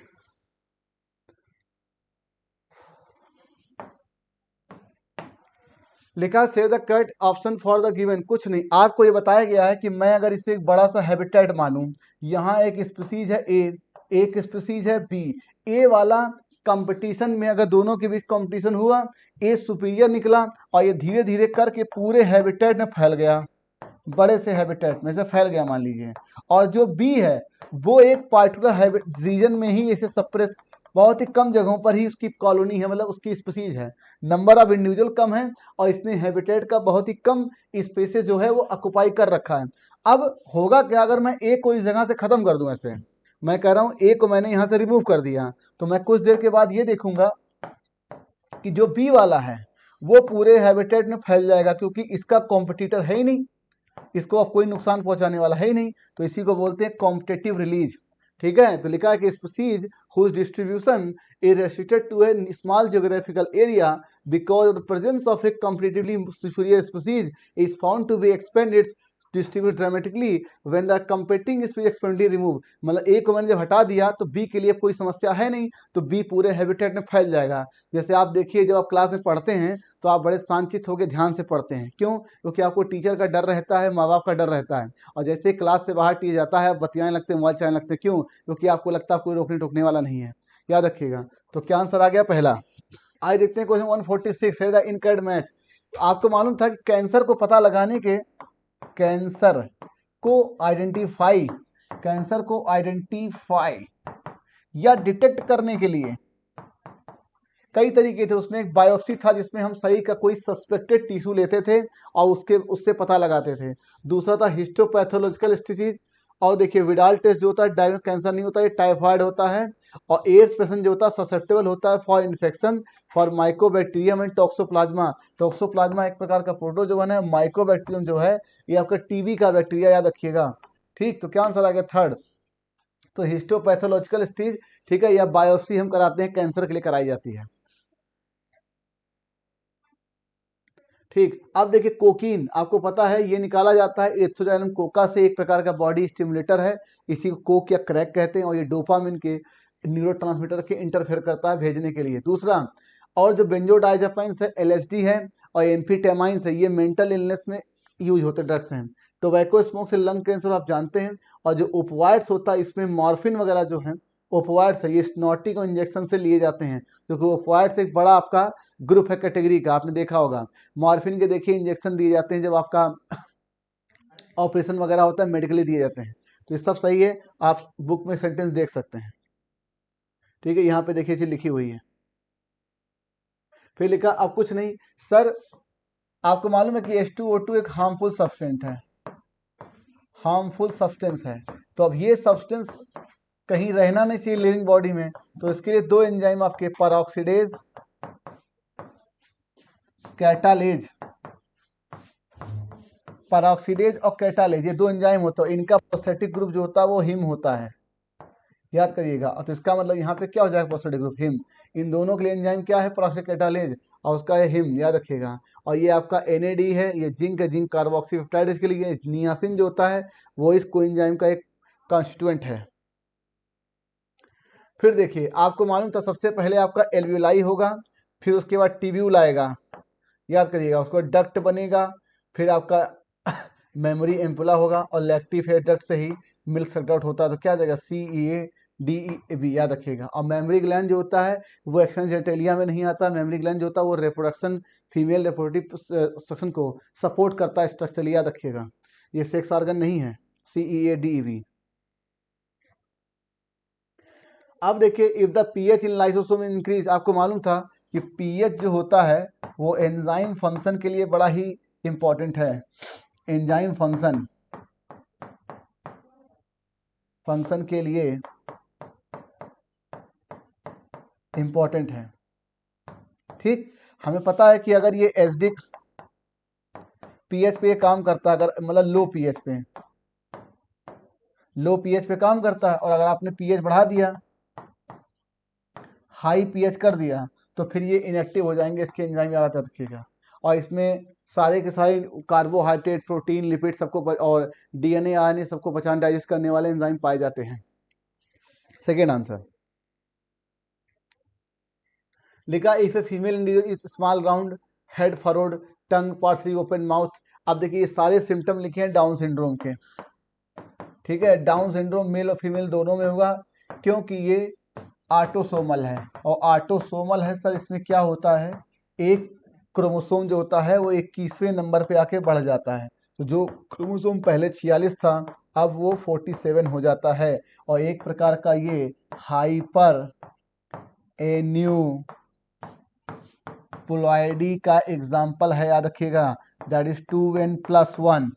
हाइपर एन्यूप्लॉइडी का एग्जाम्पल है 2n+1, चूंकि ऑटोसोमल है और सेक्स क्रोमोसोम का होता तो हम कहते, अब इसका जीनोटाइप कैसे लिखेंगे, 45AA प्लस XX, क्योंकि ये फीमेल के लिए। तो ट्राइसोमी ऑफ क्या होगा, क्रोमोसोम नंबर 21। 2n+1 को ही ट्राइसोमी बोलते हैं, 2n+2 को बोलते हैं टेट्रासोमी, याद रखिएगा। सेक्स क्रोमोसोम यहाँ कहीं नहीं आएगा, क्योंकि ये सिम्टम डाउन सिंड्रोम का था। Fourth answer. अब देखिए आपको मालूम था कि जब आप एक एम्ब्रियो सैक को देखते थे ध्यान से, ठीक है, एक एम्ब्रियो सैक को, तो यहाँ पे आप देखिए एक दो आपका सिनर्जिड बना हुआ है, और यहाँ पर देखिए आपका एक सेल बना हुआ है, और ये दो पोलर न्यूक्लियाई और 3 एंटीपोडल। कुछ नहीं सर, ठीक है। और मैं ये देख रहा हूँ कि इसमें ऐसे ऐसे फिलीफॉर्म ऑपरेटस होता है। क्या होता है इसमें, फिलीफॉर्म एपरेटस होता है। अब ये दो सिनर्जिड और एक आपके एक्सेल, इन्हीं को मिला के आपने क्या बोला, एग एपरेटस। ठीक, तो क्या हो जाएगा इन जनरल। अब ये तो एग एपरेटस हो गया, इसके बाद देखिए दो पोलर न्यूक्लियर 3 एंटीपोडल, तो लिखा 1 egg cell 2 synergid 3 antipodal 2 polar nuclei. इसी को आप बोलते थे 7 सेल्ड 8 न्यूक्लिएट, याद रखिए, क्योंकि न्यूक्लियाई कितनी होती है, 8 होती है। First answer. कुछ नहीं sir, male accessory gland include, ये सब के सब होंगे, एसेसरी डक्ट में सब होंगे, और यही इनका सीक्वेंस है। टेस्टिस के बाद सबसे पहले रीडी टेस्टिस निकलता है, याद रखिएगा, ये टेस्टिस ही होता है। और उसके बाद वासा इन्फ्लुएंसिया, एपिडाइमिस, वास डिफरेंस, और एपिडाइमिस में जो होता है स्पर्म स्टोर होता है, याद रखिएगा। तो ये स्पर्म का पाथ भी यही है, तो all, that is second answer. फिर लिखा correct option for restriction enzyme. आपको पता है कि जो रेस्ट्रिक्शन एंजाइम है बच्चों, वो बैक्टीरिया के अंदर डेवलप ही क्यों हुआ, क्योंकि बहुत से ऐसे कुछ वायरस थे जो बैक्टीरिया को फैगोसाइटोस करे, जैसे कि बैक्टीरियोफेज, ठीक है। तो भगवान ने कहा कि बैक्टीरिया का इकोनॉमिक इंपॉर्टेंस है, आने वाले समय बैक्टीरिया के बहुत सारे उपयोग है, वायरस का ज़्यादा उपयोग है नहीं, तो भगवान ने उस वायरस से बचाने के लिए बैक्टीरिया के अंदर दो चेंज किए। पहला चेंज देखिए, आपको पता है कि एक तो इस बैक्टीरिया के पास अपना खुद का डीएनए है, ठीक, और एक इसका अपना प्लाज्मिड तो है ही। तो भगवान ने जब इसको आरई दिया है, आरई रेस्ट्रिक्शन एंजाइम, ठीक, तो जो वायरस का एक्चुअल में इन्फेक्शन हुआ मान लीजिए, और ये वायरस का डीएनए है, मान लीजिए ये वायरस का डीएनए है, तो ये आरई इसको कट करके इसके डीएनए खत्म कर दे, क्योंकि डीएनए ही इन्फेक्शियस होता है। लेकिन एक पॉसिबिलिटी ये भी थी कि ये आरई कहीं इन डीएनए को भी ना खत्म कर दे, भाई प्लाज्मिड है और मेन क्रोमोसोमल डीएनए तो है ही। तो भगवान ने कहा कि भैया एक एंजाइम तो आरई दिया इसको, और दूसरा दिया मिथाइलेटिंग एंजाइम। क्या दिया इसको? मिथाइलेटिंग एंजाइम, ठीक। और ये मिथाइलेटेड एंजाइम जो होता था इसको प्रोटेक्ट करने के लिए था, इस आरई से, और इस प्लाज्मिड को भी, याद रखिएगा। तो होस्ट के जो मेन जीनोम क्रोमोसोमल डीएनए है उनको बचाने के लिए आपका भगवान ने मिथाइलेटेड एंजाइम दिया, ताकि आरई इसको ना कट कर दे, और मेन इसको कट करने के लिए तो था ही। तो रेस्ट्रिक्शन एंजाइम जो होता है क्या करता है, बैक्टीरियोफेज के मल्टीप्लिकेशन को प्रिवेंट करता है। ये तो ठीक है, कटिंग करता है specific position, that is palindromic sequence, और क्लीविंग क्या करता है, फास्फोडाइस्टर बॉन्ड को कट करता है, दैट इज फोर्थ आंसर, याद रखिएगा। अब देखिए पैथोजेनिक बैक्टीरिया गेन रेजिस्टेंस, आपको पता था कि बहुत सम बैक्टीरिया के पास, ठीक है, बहुत से कुछ बैक्टीरिया के पास जो आपका था एंटीबायोटिक रेजिस्टेंस जीन होती है, एंटीबायोटिक रेजिस्टेंस जीन होती है, मान लीजिए रेजिस्टेंस जीन कुछ बैक्टीरिया के पास। तो आपने देखिए ध्यान से साल्मोनेला टाइफिमुरियम के नेटिव प्लाज्मिड पर, साल्मोनेला बैक्टीरिया के नेटिव प्लाज्मिड पर आपने कोई एंटीबायोटिक रेजिस्टेंस जीन ला करके लगा दी थी, तो आपने प्लाज्मिड में चेंज करके एंटीबायोटिक रेजिस्टेंस बनाया साल्मोनेला टाइफिमुरियम को। तो इसका मतलब जो एंटीबायोटिक के रेजिस्टेंस आया है वो प्लाज्मिड में चेंज की वजह से आया था, समझिए। कहीं से आपने एंटीबायोटिक ला करके प्लाज्मिड में लगाया, और ये प्लाज्मिड था साल्मोनेला के अंदर, तो साल्मोनेला क्या हो गई, बिकम रेजिस्टेंस हो गई, तो ये प्लाज्मिड में लगाया गया था, याद रखिएगा। फिर लिखा who amongst the following scientist had no contribution in the development of the double helix model. कुछ नहीं सर, सबसे पहले इन दोनों साइंटिस्टों के इन्फ्लुएंस से वाटसन एंड क्रिक ने डबल हेलिकल मॉडल दिया था, ये तो बुक में लिखा है। और इरविन चारगाफ का तो रोल है ही, इन्होंने ही डबल स्टैंड में अपने रूल को लगाया कि कॉम्प्लीमेंट्री रूल इन्होंने ही बताया कि अगर एक तरफ प्यूरिन है दूसरे पिरिमिडीन होगा, जितना प्यूरिन होगा उतना पिरिमिडीन होगा, ए बराबर टी होगा, जी बराबर सी होगा, और ये पूरा का पूरा कांस्टेंट होगा, यह बात याद रखिएगा। और ये आरएनए पे एप्लीकेबल नहीं है चारगाफ रूल, तो इनका भी डबल हेलिकल मॉडल में रोल है। लेकिन सर डबल हेलिकल मॉडल दे दिया गया, उसके बाद फ्रेंचिस क्रिक और आपके वाटसन क्रिक ने बताया कि जब रेप्लिकेशन होता है तो पेरेंटल स्ट्रैंड जो होता है वो बना रहता है आधा, और आधा नया बनता है। तो इसी चीज़ को इन्होंने कहा था सेमी कंजर्वेटिव रेप्लिकेशन मॉडल। तो क्या एक्चुअल में सेमी कंजर्वेटिव रेप्लिकेशन होता है कि नहीं होता है, इस बात को आगे बढ़ाया कुछ साइंटिस्टों ने, जिनमें एक नाम था मेजल्सन स्टाल, जिन्होंने ई कोलाई पर अपना काम किया, हैवी आइसोटोप का उपयोग किया, और उसके बाद विक्सिया फावा पर रेडियो एक्टिव थाइमिडीन, इन्होंने यूकैरियोटिक सेल पे काम किया था। तो ये दोनों का काम डीएनए के दिए गए मॉडल के बाद में आया है, याद रखिएगा। तो इनका रोल नहीं है डीएनए के मॉडल में।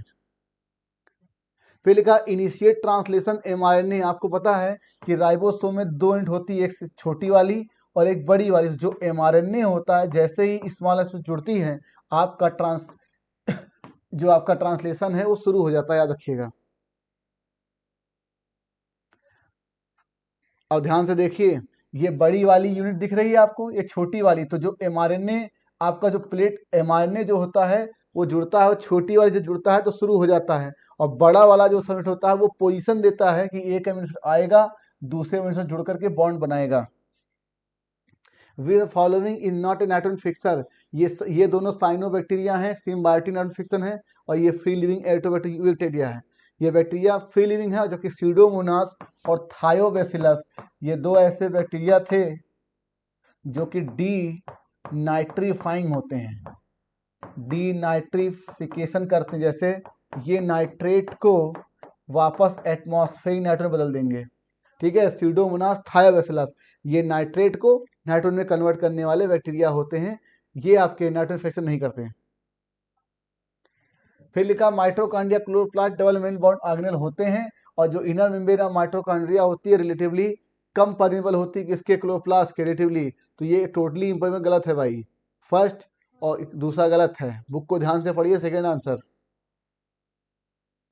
फिर लिखा select the correct statement for chordata. आपको पता है अगर हम कार्डेटा को स्टार्टिंग करना सुने तो सबसे पहला इसका सब फाइलम था यूरोकार्डेटा, दूसरा आपका सिफेलोकॉर्डेटा, फिर उसके बाद वर्टिब्रेटा, ठीक।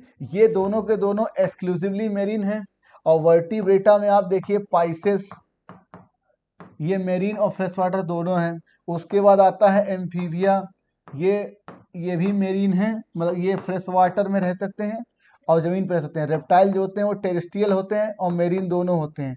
अब बारी आई आपकी एप्स की, ये फ्लाइंग होते हैं एर्बोरियल।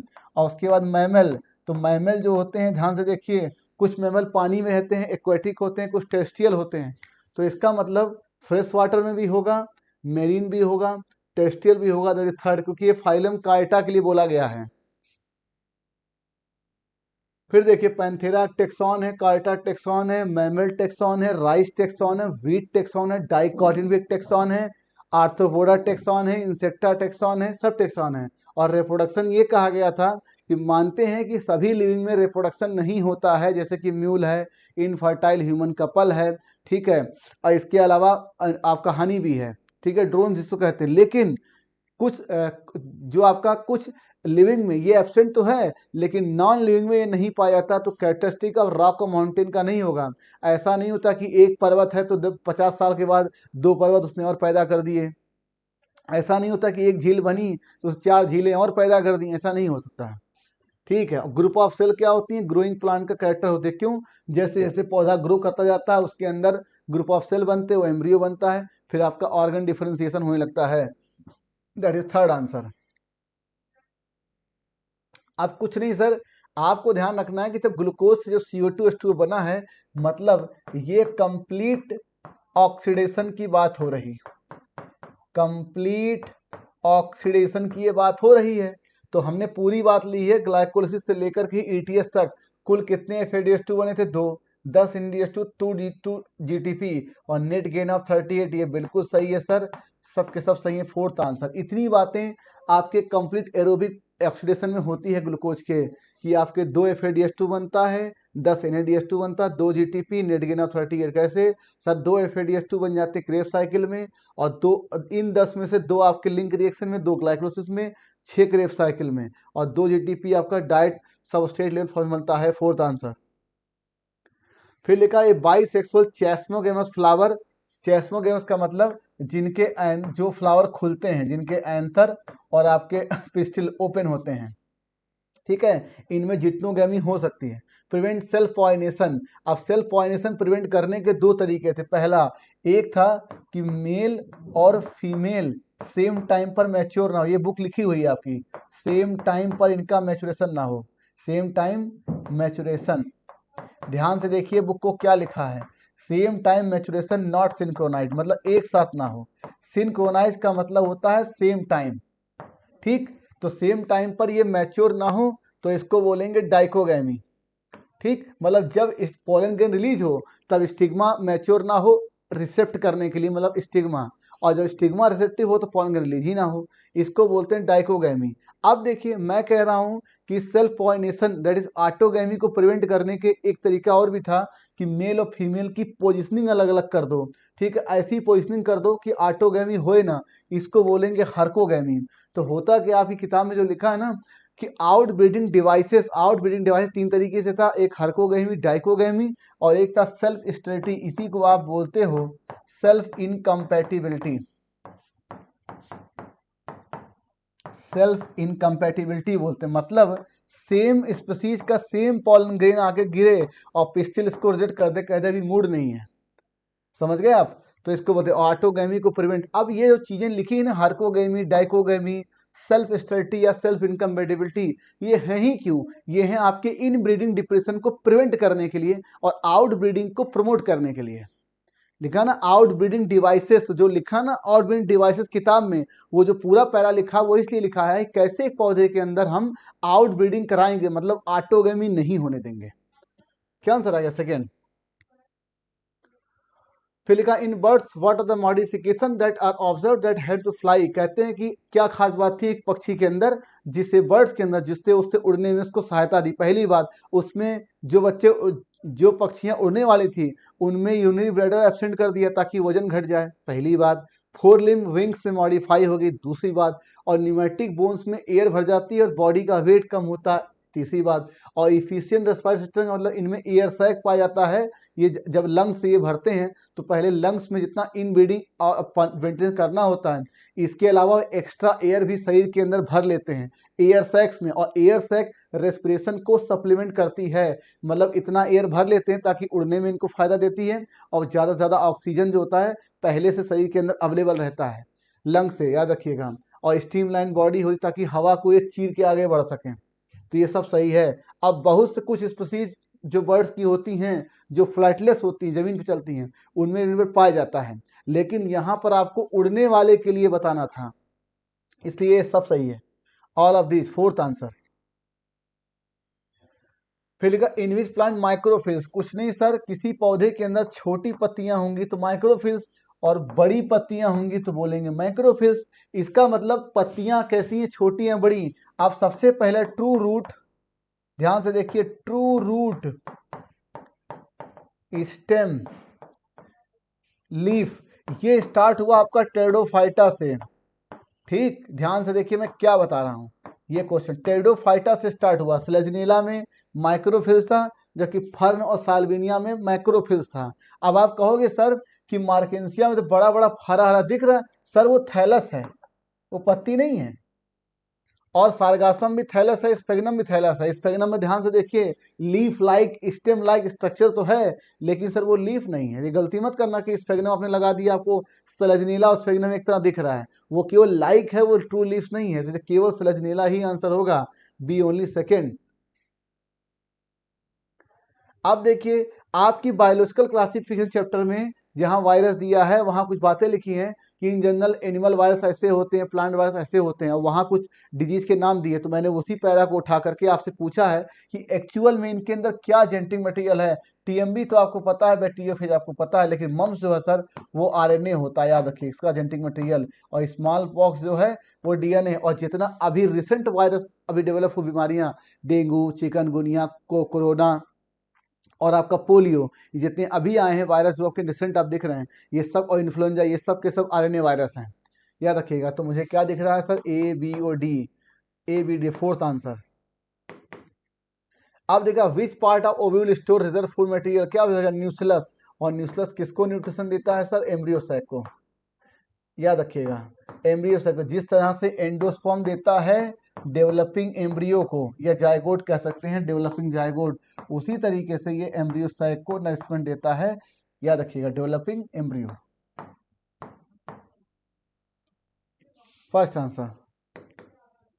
अब देखिए इपिनेफ्रिन, दूसरा नाम एडिनेलिन, ये क्या है sir, emergency hormone. Thyroxine basal metabolic rate, oxytocin smooth muscles contraction, milk injection, child birth, C. और आपको पता है ग्लूकागन हाइपरग्लाइसीमिया, इंसुलिन हाइपोग्लाइसीमिया। तो क्या आंसर आ गया, ए फोर्थ। हालांकि इपिनेफ्रिन से भी ये हाइपरग्लाइसीमिया मैच कर सकता था, लेकिन सर ए फर्स्ट है इसमें, लेकिन बी फोर्थ नहीं मैच करेगा। भाई एड्रेनालिन भी आपका हाइपरग्लाइसीमिया काज करता है, लेकिन बाकी के मैचिंग इससे नहीं बचेगी, और सी थर्ड कभी नहीं होगा। तो क्या आंसर आ गया, थर्ड। ए फोर्थ, बी थर्ड, सी सेकंड, डी फर्स्ट। अब देखिए एडेनिन आपका एक प्रकार का क्या है, नाइट्रोजन बेस या प्यूरिन है, एंथोसाइनिन पिगमेंट है, काइटिन जो है पॉलीसेकेराइड है, होमोपॉलीसेकेराइड है, याद रखिएगा। और कोडिन क्या है, एल्कलॉइन। और दूसरा क्या लिखा, मॉर्फिन। तो भाई ए फोर्थ, बी फर्स्ट, ए फोर्थ, ठीक है, और उसके बाद बी फर्स्ट, सी थर्ड।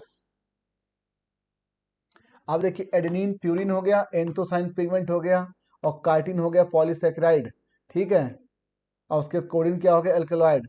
तो मुझे दिख रहा है डी थर्ड आ गया आंसर अपना, ठीक, सी सेकेंड और डी थर्ड, फर्स्ट आंसर।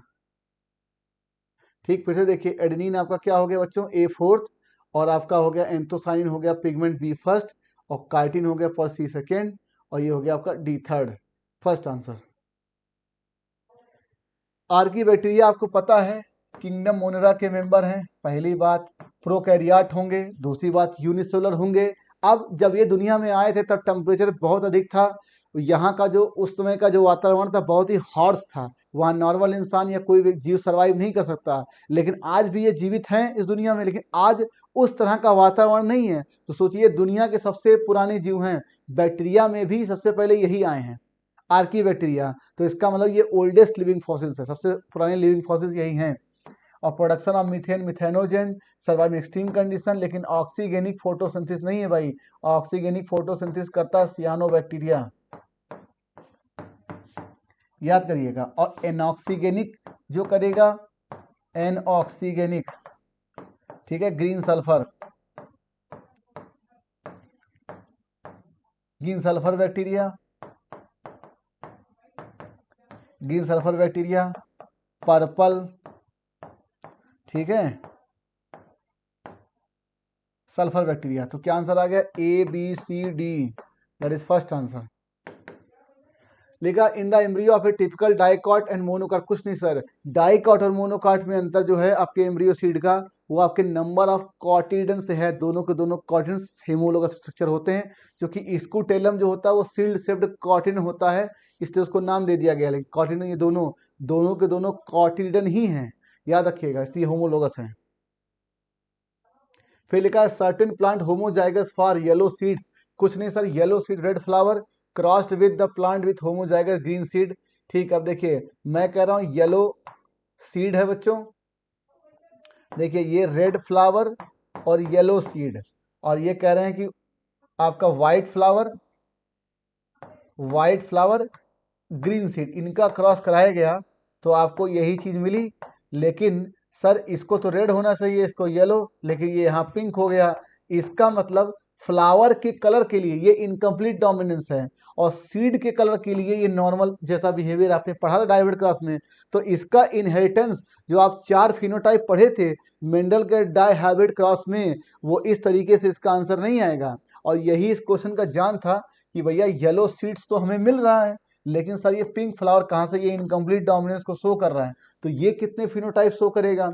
देखिए सबसे पहले इसका शॉर्टकट सीख लीजिए, क्या है शॉर्टकट, ये है सर, शॉर्टकट ये जैसे आपने पढ़ा था राउंड, ठीक, और रिंकल्ड, जैसे कि डायहाइब्रिड क्लास में आपने पढ़ा था राउंड रिंकल्ड, और आपने पढ़ा था येलो और ग्रीन, मतलब जितने कैरेक्टर होते हैं और जितने ट्रेट्स होते हैं बच्चों उतने आपस में मिक्स कर जाते हैं। तो देखिए round yellow 2 phenotype, wrinkled yellow wrinkled 4 phenotype. तो इस तरह से आपने शॉर्टकट निकाल लिया। अब इसी शॉर्टकट को देखते हैं हम लोग कैसे कर लेते हैं सर। देखिए पहला मैं कह रहा हूं रेड, एक मैंने बनाया रेड, दूसरा मैंने बनाया पिंक, और तीसरा मैंने बनाया व्हाइट। अब जो आपका कैरेक्टर मिक्स हो रहा है बच्चों वो या तो येलो है और ग्रीन, ठीक। तो देखिए एक कॉम्बिनेशन रेड येलो और रेड ग्रीन, एक combination pink yellow pink green, एक combination white yellow white green, तो टोटल कितने हो गए 6, तो आंसर 4th आ गया। तो ये शॉर्टकट निकालने का था, जितने फिनोटाइप होते हैं वो आपस में मिक्स करते हैं, क्योंकि इंडिपेंडेंट असॉर्टमेंट का मतलब कैरेक्टर कॉम्बाइन होंगे और कॉम्बिनेशन होगा, रिकॉम्बिनेशन बनेगा, तो शॉर्टकट हो गया। और जो आपका जीनोटाइप से भी आप इसको निकाल सकते थे, वो कैसे निकालेंगे आप देखिए, याद करिए। सबसे पहले मैं कह रहा हूं कैपिटल आर, इसको सीखिए क्या है, capital R small R small Y. ये क्या फिनोटाइप है सर, ये रेड है, और ये क्या फिनोटाइप है सर, येलो है। ये क्या फिनोटाइप है सर, व्हाइट है, ठीक है, ये व्हाइट हो गया। और ये क्या है सर, ग्रीन है। ये आपने कर लिया। अब देखिए जब इनकी सेल्फिंग हुई है तो पहला आपका capital R capital Y small Y, और ये क्या बना सर, ये बना आपका पिंक, और ये क्या बना येलो, और सर कहा जा रहा है इन्हीं की सेल्फिंग होनी है और आपको F2 जनरेशन में बताना है, जैसा कि आप मेंडल के डाई हाइब्रिड क्लास में पढ़ते थे। ठीक, अब एक एक करके हम बना लेते हैं। सर इसका क्या हो रहा है, आप 16 प्रकार की जैसे अब इनकी गैमिड बना लेते हैं हम लोग। पहली गैमिड बनेगी कैपिटल आर कैपिटल वाई, दूसरी गैमिड बनेगी कैपिटल आर स्मॉल वाई। गैमिड बनाना सीखिए, ठीक है। सबसे पहले गैमिड बनाना सीखिए, एक कैरेक्टर को आप अलग करके दूसरे से जोड़ लीजिए। फिर देखिए स्मॉल आर कैपिटल वाई और स्मॉल आर स्मॉल वाई, ये 4 प्रकार के गैमिड बन गए। और ऐसा ही आपका मैंने इधर बना दिया, capital R capital Y capital R small Y, और उसके बाद देखिए small R capital Y small R small Y.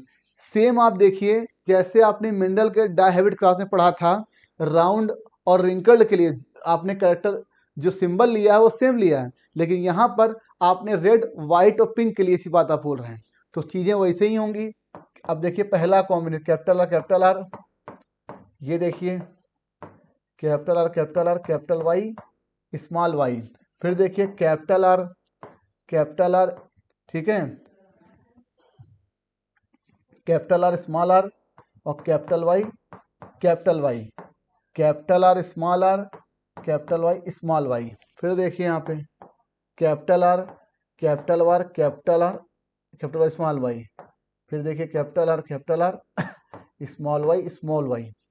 यहाँ पे देखिए capital R capital Y small Y और कैपिटल आर और स्मॉल वाई।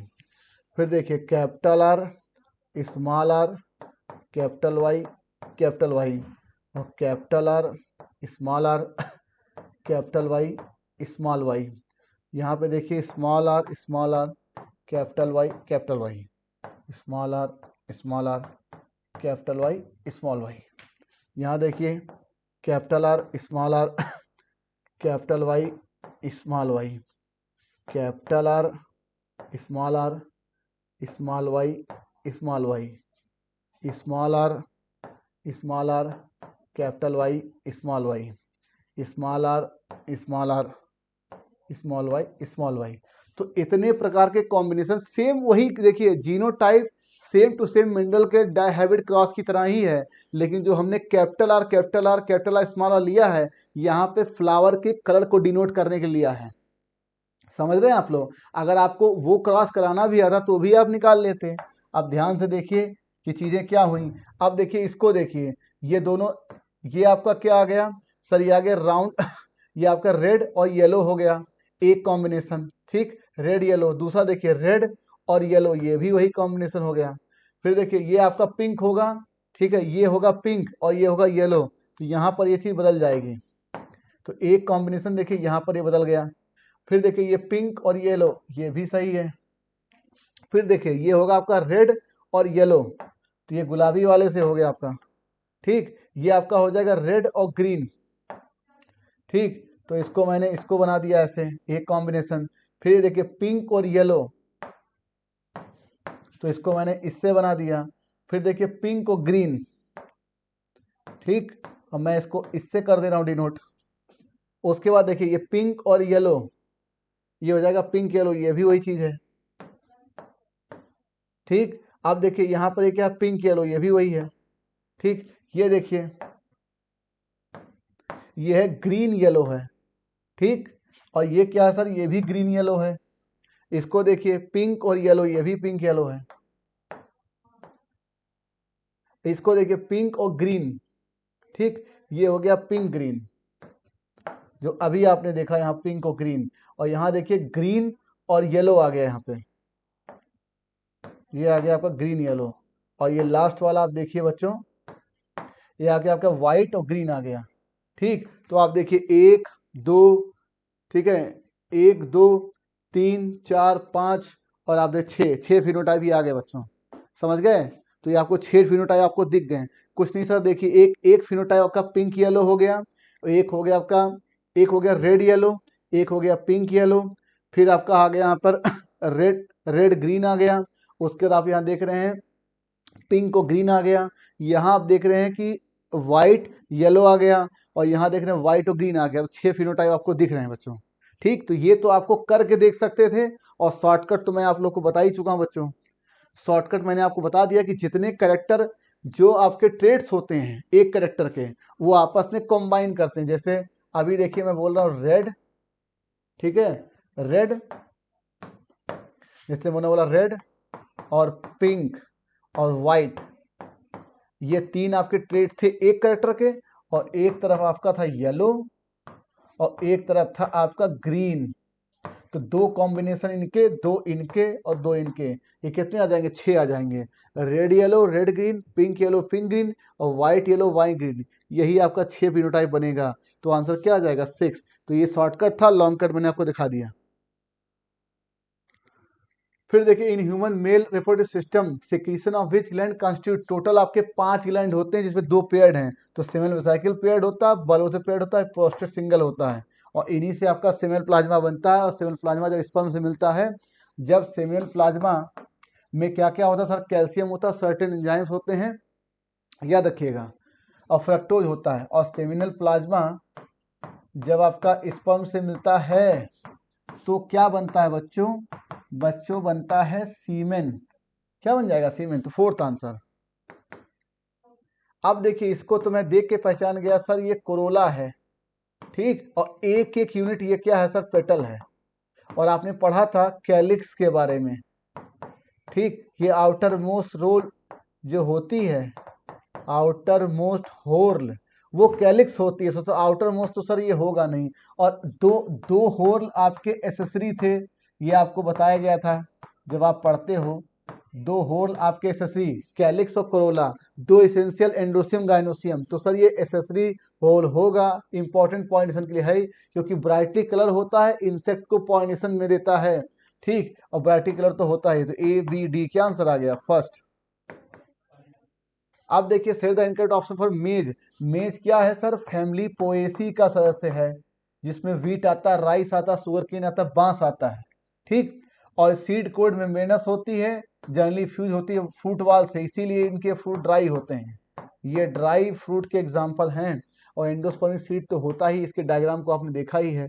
तो फैमिली पोएसी है सर। कुछ नहीं सर, ये पूरा डायग्राम जो है ये आरबीसी है, ये डब्ल्यूबीसी है, ये प्लेटलेट हैं। तो सर ये है क्या?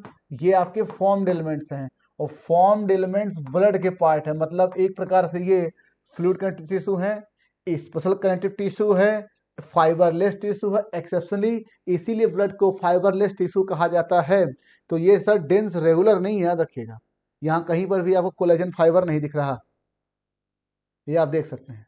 फिर लिखा which of the following are not homopolymer. Sir chitin जो होता है सर, वो एन एसिटाइल डी ग्लूकोसामाइन, इसके ये मोनोमर होता है इसका, और इसी के रिपीटिशन से बनता है, तो ये होमोपॉलीमर है सर। हाँ, लेकिन ये कॉम्प्लेक्स शुगर है, पहली बात। ये नाइट्रोजनस शुगर है, ये भी सही है। ग्लाइकोजन स्टार्च, ग्लाइकोजन और स्टार्च सेलुलोज, ये सबका मोनोमर ग्लूकोज है। ग्लाइकोजन ब्रांच होता है, स्टार्च ब्रांच और अनब्रांच दोनों होता है, क्योंकि जो एमाइलोज एमाइलोपेक्टिन है, एमाइलोपेक्टिन जो होता है स्टार्च के कंपोनेंट में, वो ब्रांच होता है, एमाइलो लीनियर होता है। तो आपका सेलुलोज स्टार्च और ग्लाइकोजन इनका मोनोमर सेलुलोज है, इसका स्टार्च ग्लाइकोजन और सेलुलोज इनका मोनोमर आपका ग्लूकोज है, मतलब ये होमोपॉलीमर है। तो सर इसमें हेट्रोपॉलीमर कौन होमोपॉल नहीं है? कोई नहीं है, सब के सब इसमें है। अब आपका हेट्रोपॉलीसेकेराइड का जो हेट्रोपॉलीमर पॉलीमर का एग्जांपल है प्रोटीन। ये तो आपने पढ़ा ही है कि इसमें 20 टाइप्स के अमीनो एसिड इन्वॉल्व होते हैं बनाने के लिए, ठीक, 20 टाइप के अमीनो, ये हेट्रोपॉलीमर हो गया। अब जो पॉलीसेकेराइड है, ये हेट्रोपॉलीसेकेराइड भी होते हैं, याद रखिएगा। पॉलीसेकेराइड जो होते हैं वो आपके हेट्रोपॉलीसेकेराइड होते हैं, जैसे कि हिपैरिन, जैसे कि पेक्टिन, ठीक है, याद रखिएगा। हिपैरिन और पेक्टिन ये आपके किताब में दिया हुआ है, ये भूलिएगा नहीं। इनके टर्म, ये टर्म आपको पढ़ाया गया कि जो मास सेल होती है हिपैरिन निकालती है, ठीक है, पेक्टिन है, हिपैरिन है। और इसके बाद आपने पढ़ा होगा पेप्टाइडोग्लाइकान, जो कि बैक्टीरिया की सेल वॉल होती है। पेप्टाइडोग्लाइकान बैक्टीरिया की सेल वॉल इसी में बनी होती है, तो वो भी आपका एक हेट्रोपॉलीसेकेराइड है। और एक पढ़ा होगा आपने हेलुरोनिक एसिड। तो वैसे भी आप पेक्टिन और हिपैइन याद रखिए, जो कि ये एनसीईआरटी में बेसोफिल से निकालता है, आपको पढ़ा ही होगा। और पेप्टाइडोग्लाम बैक्टीरिया की सेल वाल है, ये भी हेट्रोपॉलीसैकेराइड है, हालांकि इनमें तो कोई नहीं है। कंप्लीट डबल सर्कुलेशन जो होता है वो 4 चैम्बर्ड हार्ट वालों का करेक्टर है, ये पहले आप समझ लीजिए। 4 चैम्बर्ड हार्ट, और कहाँ से स्टार्ट हो रहा है सर? क्रोकोडाइल में भी है, एक्सेप्शनली एलिगेटर में भी है, ठीक। इसके अलावा बर्ड और मैमल में तो है ही सर, मैमल्स और बर्ड में COD। एम्फीबिया में, मोस्ट रेप्टाइल में, जिनमें 3 चैम्बर्ड हेड है, इनकम्प्लीट डबल सर्कुलेशन। फिशेस में सिंगल सर्कुलेशन। क्या आंसर आ गया? सेकेंड। लिखा in fact a purine base always pairs through hydrogen bond with the pyrimidine base in the DNA double helix leads to. इससे क्या होता है आपको पता है कि जब मैं डीएनए का हेलिक्स बनाता हूं बच्चों, तो मैं देख रहा हूं, ठीक है, मैं देख रहा हूं कि ये जो विड्थ है ये 20 एंगस्ट्रॉम की होती है। तो ये विड्थ यूनिफॉर्म रहती है इसी वजह से, क्योंकि एक तरफ अगर एक स्ट्रैंड में अगर एडेनिन है, दूसरी तरफ थाइमीन है, एक तरफ गुआनिन दूसरी तरफ साइटोसिन है, और एक तरफ अगर थाइमीन है तो फिर एडेनिन है, और अगर अगर मान इधर साइटोसिन है तो इधर गुआनिन है। मतलब 2 प्यूरिन इधर तो 2 pyrimidine इधर, 2 pyrimidine दो, इसका मतलब इनकी लंबाई इनकी चौड़ाई यूनिफॉर्म रहती है। क्यों? क्योंकि जो प्यूरिन होता है वो बाईसाइक्लिक होता है, और pyrimidine मोनोसाइक्लिक होता है, तो इसकी विड्थ ज्यादा होती है। लेकिन जितना इधर प्यूरिन है उतना इधर pyrimidine है, और जितना इधर प्यूरिन है उतना इधर प्यूरिन है। तो इसका मतलब ये है कि लंबाई इसीलिए यूनिफॉर्म रहती है, leads to uniform width throughout DNA. इसीलिए 20 एंगस्ट्रॉम ये विड्थ बराबर रहता है इनके बीच का, क्योंकि ये बाईसाइक्लिक होते हैं, इनकी चौड़ाई थोड़ा ज्यादा होती है, ये मोनोसाइक्लिक होते हैं। जितना इधर बढ़ रहा है उतना इधर बढ़ रहा है, तो आप देखिए विड्थ बराबर आएगा। लिखा कि discontinuous synthesis of DNA occurs in one strand because. अब सबसे पहले बच्चों आप ये सीखिए कि डीएनए जब रेप्लिकेट करता है तो खुलता कैसे। मैं कह रहा हूं ये आपका स्ट्रैंड है ऐसे, ठीक, तो आपकी खुलना यहां शुरू होगा, देखिए ऐसे थोड़ा सा ऐसे खुलेगा, ये खुल गया, ठीक। और अगर मैं खोल दूं ऐसे, ठीक, और इसी चीज को आपकी किताब ने ऐसे बनाया है, इसी चीज को आपकी किताब ने इस तरह से बनाया है। ध्यान से देखिए, तो जो ओपनिंग हो रही फोर्क वो ऊपर की तरफ बढ़ रहा है, मतलब ओपनिंग ऊपर जा रही है, ओपनिंग जो है ऊपर बढ़ रही है, फोर्क ऊपर बढ़ रहा है। ये बात समझ लीजिए अच्छे से। अब ध्यान से देखिए मैं क्या कह रहा हूं, इस क्वेश्चन को समझिए। मैं कह रहा हूं ये मैंने फोर्क ऐसे बनाया, ऐसे बना दिया, और आपको पता है कि इसकी पोलैरिटी 3-5 तो सर इसकी पोलैरिटी कितनी? 3-5, ठीक। और देखिए ध्यान से बच्चों, इस वाले पर कंटिन्यूअस सिंथेसिस होता चला जाता है जैसे से फोर्क ऊपर खुलता जाएगा। लेकिन सर इस वाले पहले, सबसे पहले इतना बनेगा, तो आगे तो अब खुलना है नहीं, खुलना तो पीछे है, तो इतना बन जाएगा। और जब खुल जाएगा बच्चों, ध्यान से देखिए, और जब ये खुल जाएगा थोड़ा सा और ऊपर खुलेगा, थोड़ा ये और खुलेगा, ठीक, तो होगा क्या कि एक टुकड़ा इतना बन चुका है, अब एक टुकड़ा ये फिर और बनेगा, और ये तो पूरा इतना बन ही गया था। तो ऐसा क्यों है?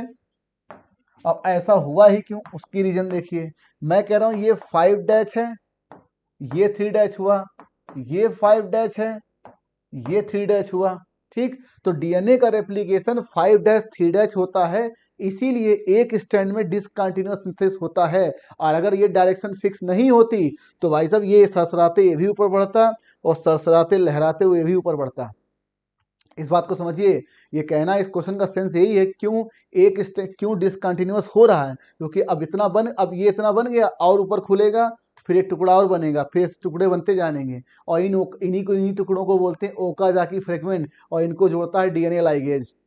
याद रखिएगा। तो मैं ऐसा क्यों है, क्योंकि डीएनए का डायरेक्शन फिक्स है, 5-3, 5-3, और अगर डायरेक्शन फिक्स नहीं होता तो ये इस तरफ बढ़ता और ये इस तरफ बढ़ता, 3-5 लेकर खड़खड़ाते हुए, तो फिर ऐसा होता नहीं। तो क्या बोलेंगे? DNA dependent DNA polymerase enzyme catalyse polymerisation in only one direction, that is 5'3'।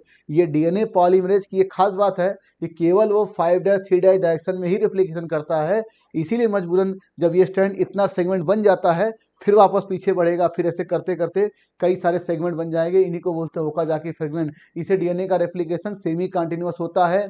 Semi conservative, semi continuous क्यों? तो एक कंटिन्यूअस है, दूसरा डिसकंटिन्यूअस। और सेमी डिसकंटिन्यूअस होता है क्यों? क्योंकि एक स्ट्रैंड में टुकड़ों में बनता है। तो प्यारे बच्चों, सेशन यहीं से खत्म हुआ। कमेंट बॉक्स में बताइए कि सेशन आपको कैसा लगा। मिलते हैं हम लोग अपने अगले सेशन में।